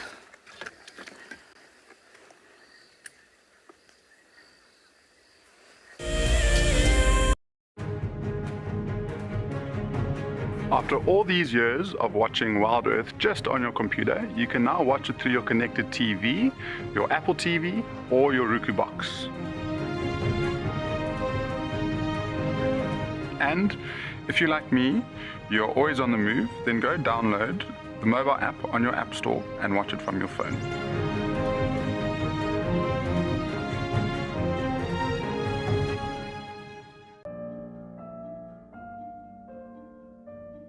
With a slew of potential dangers lurking, it's essential to be aware of your surroundings whilst walking in the wilderness. 20 yards away from one of the most endangered species. This is a big bull.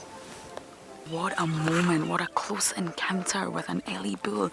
He's just over here now. He's moved completely away. Being on a bushwalk and seeing a leopard, I mean, it's ridiculous to be this close to a leopard on foot and for him not to run is absolutely insane. How crazy was that? Through the gap there is just the back of the head of a male lion. He is absolutely unaware that we are here right now. I'll tell you, seeing lions on foot, it definitely brings out the caveman in you, this little scared human being.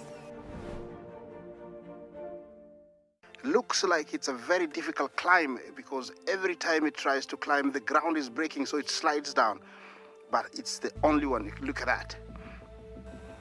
That is the call of desperation with a cub. It's like, what are you doing, mommy?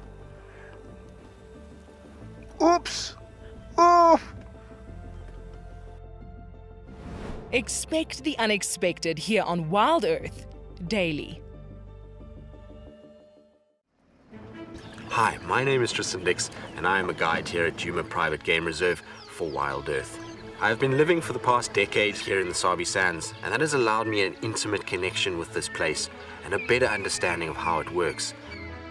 For me, the questions that make me think and lead to answers that all of us learn from is what really drives me. Catch up with me on Wild Earth.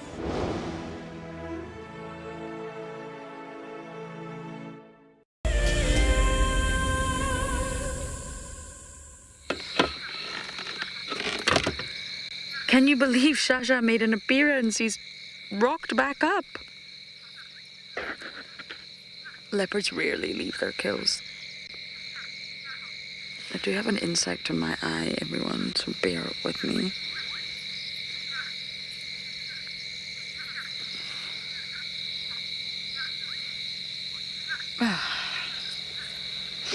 That's better. I think I've got it out.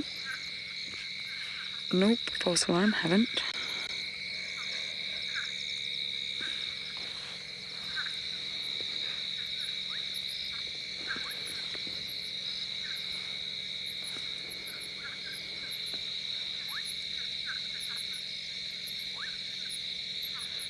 We are just listening for hyenas anyway, so we may as well listen together as I try and get this insect out of my eye.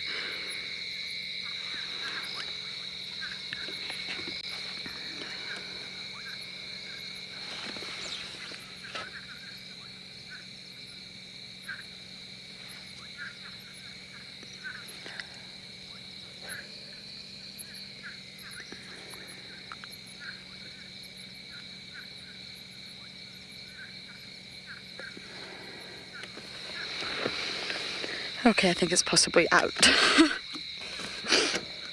That was not pleasant.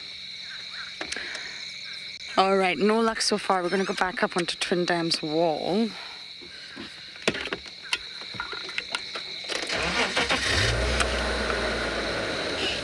It's amazing. Shasha's just waiting in that block that whole day. Coming back to check on the kill and obviously realizing it's a lion. He might leave. He's waiting to see Darkmane leave. Oh, these animals never fail to blow my mind in the most positive ways.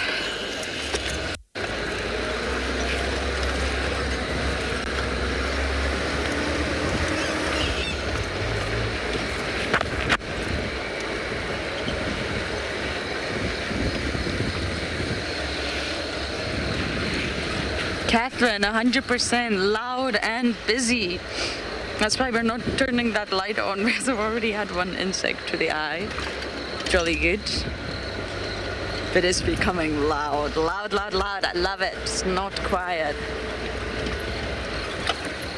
I remember one of the new directors when they first started, we were doing checks in camp. Because we check audio, we check signal, we check lots of things to make sure everything's working before we leave. And they said, I think you're going to have to reset your audio. All we can hear is feedback. There's something wrong with your audio. It was the crickets. A really high-pitched noise that the crickets make. And it was coming through on the microphone, so it sounded to them in Joburg that there was sort of a high-frequency screech in our audio. But it wasn't. It was just the crickets. All sorts of noises as audio. The bush comes alive in summer, alive. And I love it. I don't necessarily know if I'm going to have any luck with these other hyenas, but the point is I can hear them. I'm at Twin Dams, which is just south of the Den, and I can hear them. But it's pitch black and it's also very tricky to navigate at night time. So I think I might just sit tight here for another 5 minutes or so. And then if nothing really appears, then we will go to the wig house.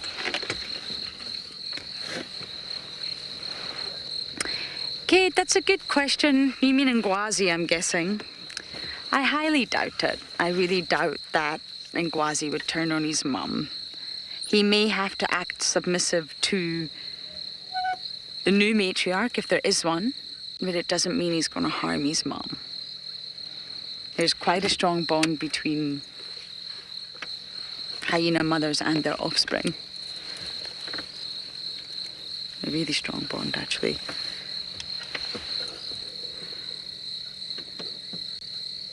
I'm wondering what Owen is doing here. We have gone back into colour. I think we're getting a view of the moon.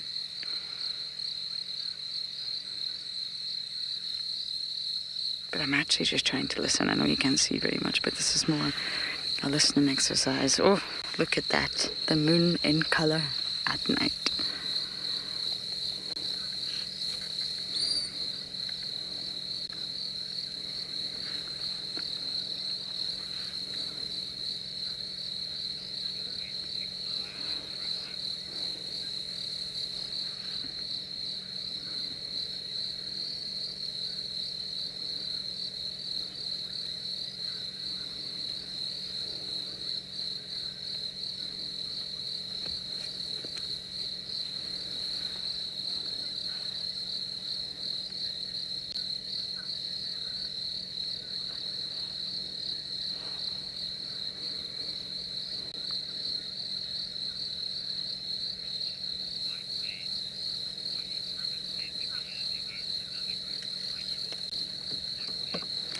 White mane, that's definitely a possibility, definitely. That's what I sort of originally thought when I first saw Cork's injuries.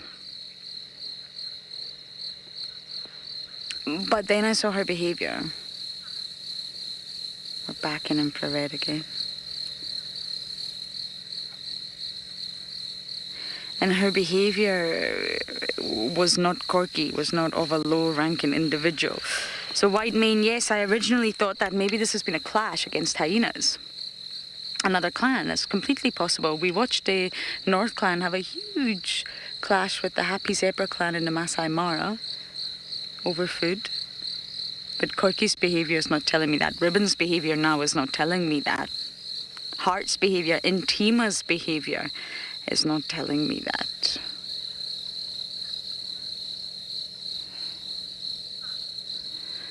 I don't think the hyenas are going to appear. I do want to quickly nip to the wigs so we can name the little owlet.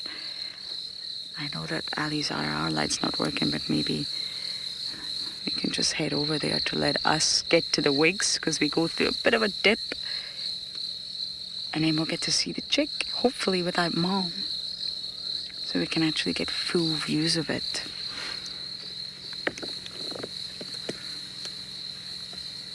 I don't hear any whooping. They're definitely mobile somewhere. It doesn't mean they're going to come to Twin Dams. I've just been lucky with them here.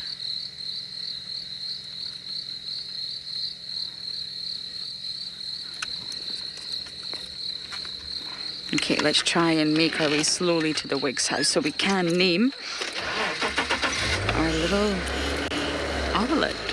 The poll has closed. I know the name. And I'm not going to lie to you all, it was the exact one I wanted. Yay!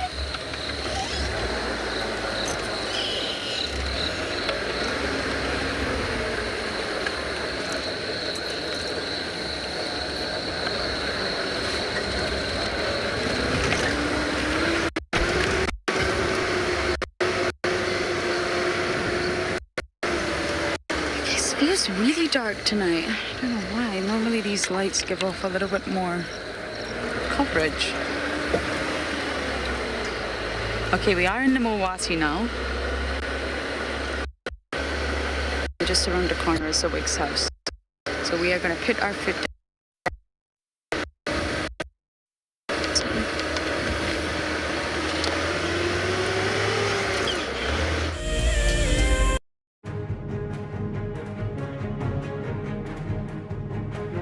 After all these years of watching WildEarth on your computer, you can now watch it through your connected television or Apple TV or the Roku box.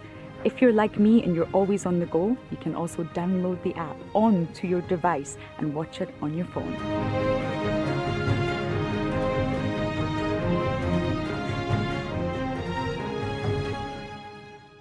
When on safari, there's nothing better than an evening spent under the stars chatting around a fire, with the sounds of the wild all around you. If you sign up to be a WildEarth explorer, you can build your own memories by joining our guides for regular fireside chats. Subscription payments can be made by PayPal, credit card, and now bank transfer. WildEarth Explorers, it's in your nature. Okay, there's another big male coming in from our left here. Another big male, look at this. This is the one. Now you're going to see sparks fly, guys.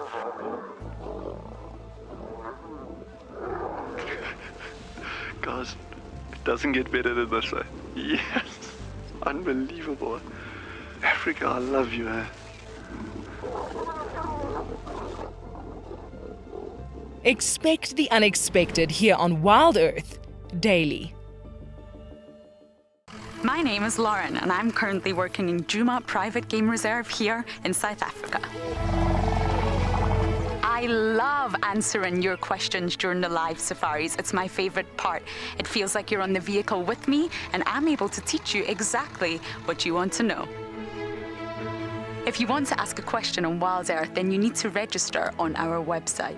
Once registered, you must go to the live safari page and ask your question below the live feed. The bushwalk feed allows the camera person some creative license.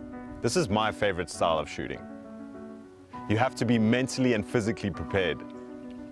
You're shooting handheld in some very strange and contorted positions, always with a straight back, often in the squat position, low to the ground. The creativity comes down to the relationship and sync you have with your presenter. The more you understand each other, the more you'll be able to tell the story seamlessly.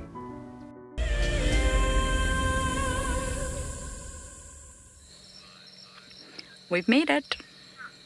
Look at the Wiglet, whose official name, everyone, is Twiglet. Hello, little Twiglet. You're just delightful. Are you happy you're called Twiglet? I am. That was my favorite. I did love Arthur McWig, though. Sorry, that really... Arthur McWig, that is special.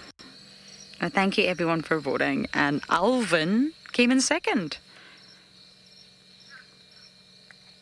I know I have seen some of you say, oh, we shouldn't be naming these things, but I'm a firm believer in every being has a life, and nature will do what nature gotta do, and if it's not the outcome that we want, at least we can reflect back on this being that we have followed. I mean, for my entire stint now, which I think is 5 weeks now, I have been coming to this area to see this little one, knowing that Mom was incubating and knowing what was going on. And I just think it's important that no matter what happens in this story, it is out with our control, that we recognize it. We recognize this being. And this being is now Twiglet. I love it. But thank you, everyone. If you want to call it Arthur McWig, I'm also totally cool with that. So this is the ideal time to come. Although we're in infrared, it's not the best views. Mom is off the nest. She's hunting. There's a high possibility she might come back. Let me check the time. And we do have a good 20 minutes to go. And we just wait to see if Mum comes back with anything. Of course, if we do hear any hyenas, we will leave, but I don't hear anything at the moment. Just heard one fall.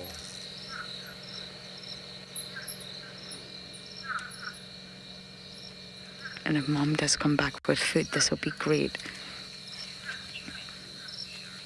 Sharon, you're seeing little Twiglet is looking so cute and chubby. I know. Just a fluff ball. Just standing there, completely helpless. Waiting for Mom. Literally waiting for Mom. That's it. So vulnerable. And Mom is out doing her very best. She's a top-level predator. And she's obviously doing her best to find something. I believe it was a frog the other day. But hopefully we can see Mum swoop down. Oh, it was one of my favourite sightings, that one the other night.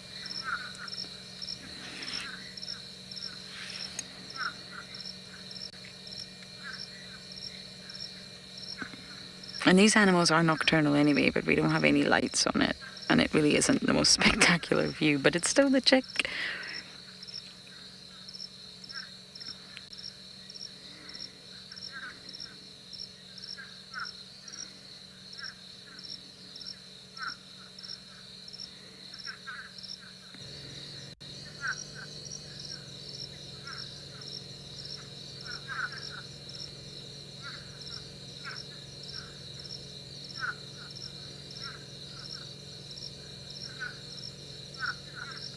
It's very floppy at this stage. It's not got good balance. It's also not standing up on its legs. Its legs will be bent, it'll be resting on them. It won't be standing up straight at this stage of development. It's only just starting to bubble around like a bobblehead. Probably not even opening its wings properly. It's very sweet. I just hope within this next period Mum comes back.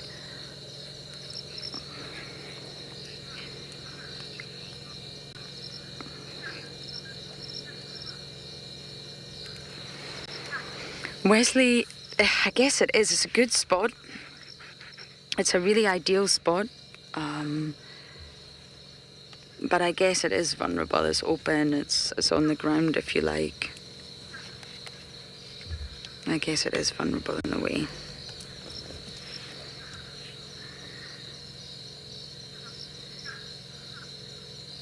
But I was just going to sit tight, listen, and wait for Mom.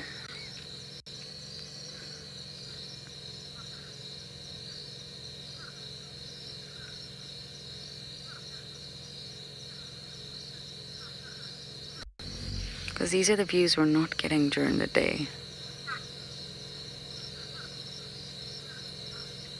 Because naturally, Mom is there.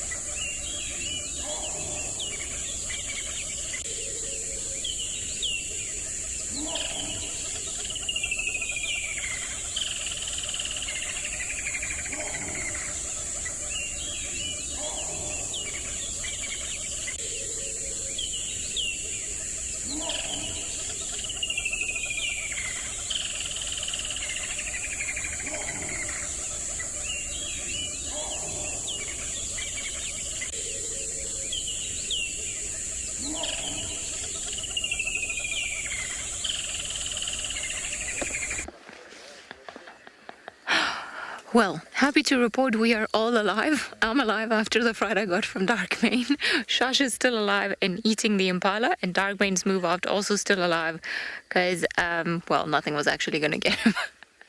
Well, the impala's not alive, but the impala's been dead for a while, so that doesn't really count. So it was quite something. Darkmane carried on sniffing. He didn't go up the tree or anything. He knows the kill is up there, but he also knows that perhaps this marula is just way too high, or the kill is way too high up for him to get up there. So he sniffed around and then grunted a little bit and then just carried on moving. Marcel came to help us with our IR light that wasn't working, which is good news now. I don't know, some tech thing he did, magic. That's the way I like to think about it or refer to it. And he carried on moving. I don't know, he may be in quarantine tomorrow, but at least I'm happy that Shasha's got his kill back. He's had to wait the entire day to have a meal. I'm quite surprised. I mean, some young male leopards would have just left it and moved off and then just, cut their losses and be like, cool, I'm done. I'm just going to look for something else. Not worth it. Big male lion here. But also seems like he's more of a clever boy than what we've given him credit for, or what I thought, or what I've given him credit for. He's got a bit of sass to him. He was patient, he waited, and now he's getting his reward, which I'm really happy about. Because as we said earlier, he was just, I don't know if there's another angle that I can just get his head actually feeding. I'm going to try and park us under this other tree there and see if maybe we can see whatever's happening there. Rather than just seeing. Sorry, I don't know if this is good. I can't actually see. But I suspect maybe it'll be better. Slightly. Just slightly. At least we can see his head. Seems like all the cats are eating except for Darkmane. Maybe he's gonna have to go and catch himself something for a change. Well done, Shasha. You're a pretty cool leopard. I'm happy he got his kill. What a process. I think Darkmane considered it. He definitely, at one point, I thought he was like, okay, he's gonna try. He's gonna go on his back legs, but he didn't. And then he carried on going sort of like south towards Rebecca's Road. I'm not sure where he'll end up. He hasn't roared, but while we've been sitting here, there's definitely been a lot of lions roar. It seems like some lions are roaring from the west, some lions are roaring from the east, some lions are roaring from the south. So there's not a lack of lions around us, but just don't really know exactly where they all are, or they're just outside of our traverse.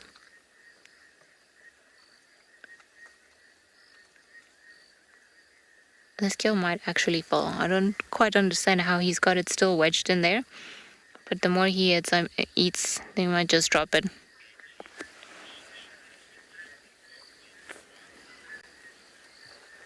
Benji, I agree. Shasha's been so sneaky and stalking Darkmane for a while. And I would have thought that he wasn't here, to be honest. But he was just hiding behind the termite mound. We just happened when we obviously were driving in, we need to have the lights on, and then just the lights just hit the eyes in the right position, and that's how we found it. And then Marcel came in to help us with the IR light, and then we had to drive a little bit further away just so the Darkmane wouldn't come and try to eat 3 people. And as we were turning around, then all of a sudden Darren spotted us. It's like, there's another lion there. And then we had a look and we're like, oh, it's not a lion. It's got spots. Well, okay, fair enough. Lions also have spots, but these are more obvious spots. It's amazing, to be honest, just to see how these animals are so in tune with everything around them. I still feel like an inferior species after having... I mean, if Darkmane had flicked his tail, he would have touched my leg, and then I think I would have passed out. From such a fright. Didn't hear him coming, and it's so dark. I mean, there's barely any moonlight that we just didn't see him, and then he was right next to us. Which is not a problem, but I don't, I'd like to see them coming.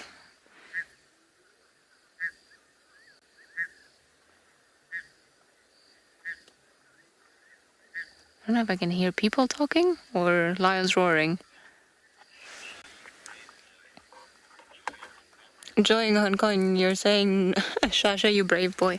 I agree, clever boy too. So maybe we can expect great things from this clever little man. Also brave little man. Well, man, leopard. youngster. He's had to wait the entire day to be able to eat his kill. I suppose maybe it was better that it didn't get caught on top of the tree, that it's been able to be down here and then just move around as much as he's wanted to. And now that Darkmane's left, then he knew straight away. Was just hanging around, and then he was like, I'm going back. Sniffed around the tree, and then up he went. He did look around a little bit as soon as he climbed the tree, but then I was like, nobody's gonna get me here. Now there are also hyenas calling in the distance, so it might be interesting to see if actually sorry, I'm just being bitten by things. Ow. It'll be interesting to see if any of the hyenas come around here. No, I'm just parking in the wrong spot. Or if they're gonna just carry on being down by the den. I'm sure there will be enough. I think the hyenas have a very good sense of hearing. I'm sure they'll hear him chewing. Same way as Darkmane, maybe that's how he found him. Right, seems like it's that time of the day to say goodbye to everyone. I think we've had a pretty good cat-filled and hyena-filled drive today. And hopefully Shasha will be around tomorrow. Maybe the Kahumas will come back tomorrow. But if not, we'll always have other cool things to look at. So thank you all for joining us on the drive. We're going to sit around quietly and just enjoy Shasha for the last couple of seconds of the drive. See you all tomorrow morning.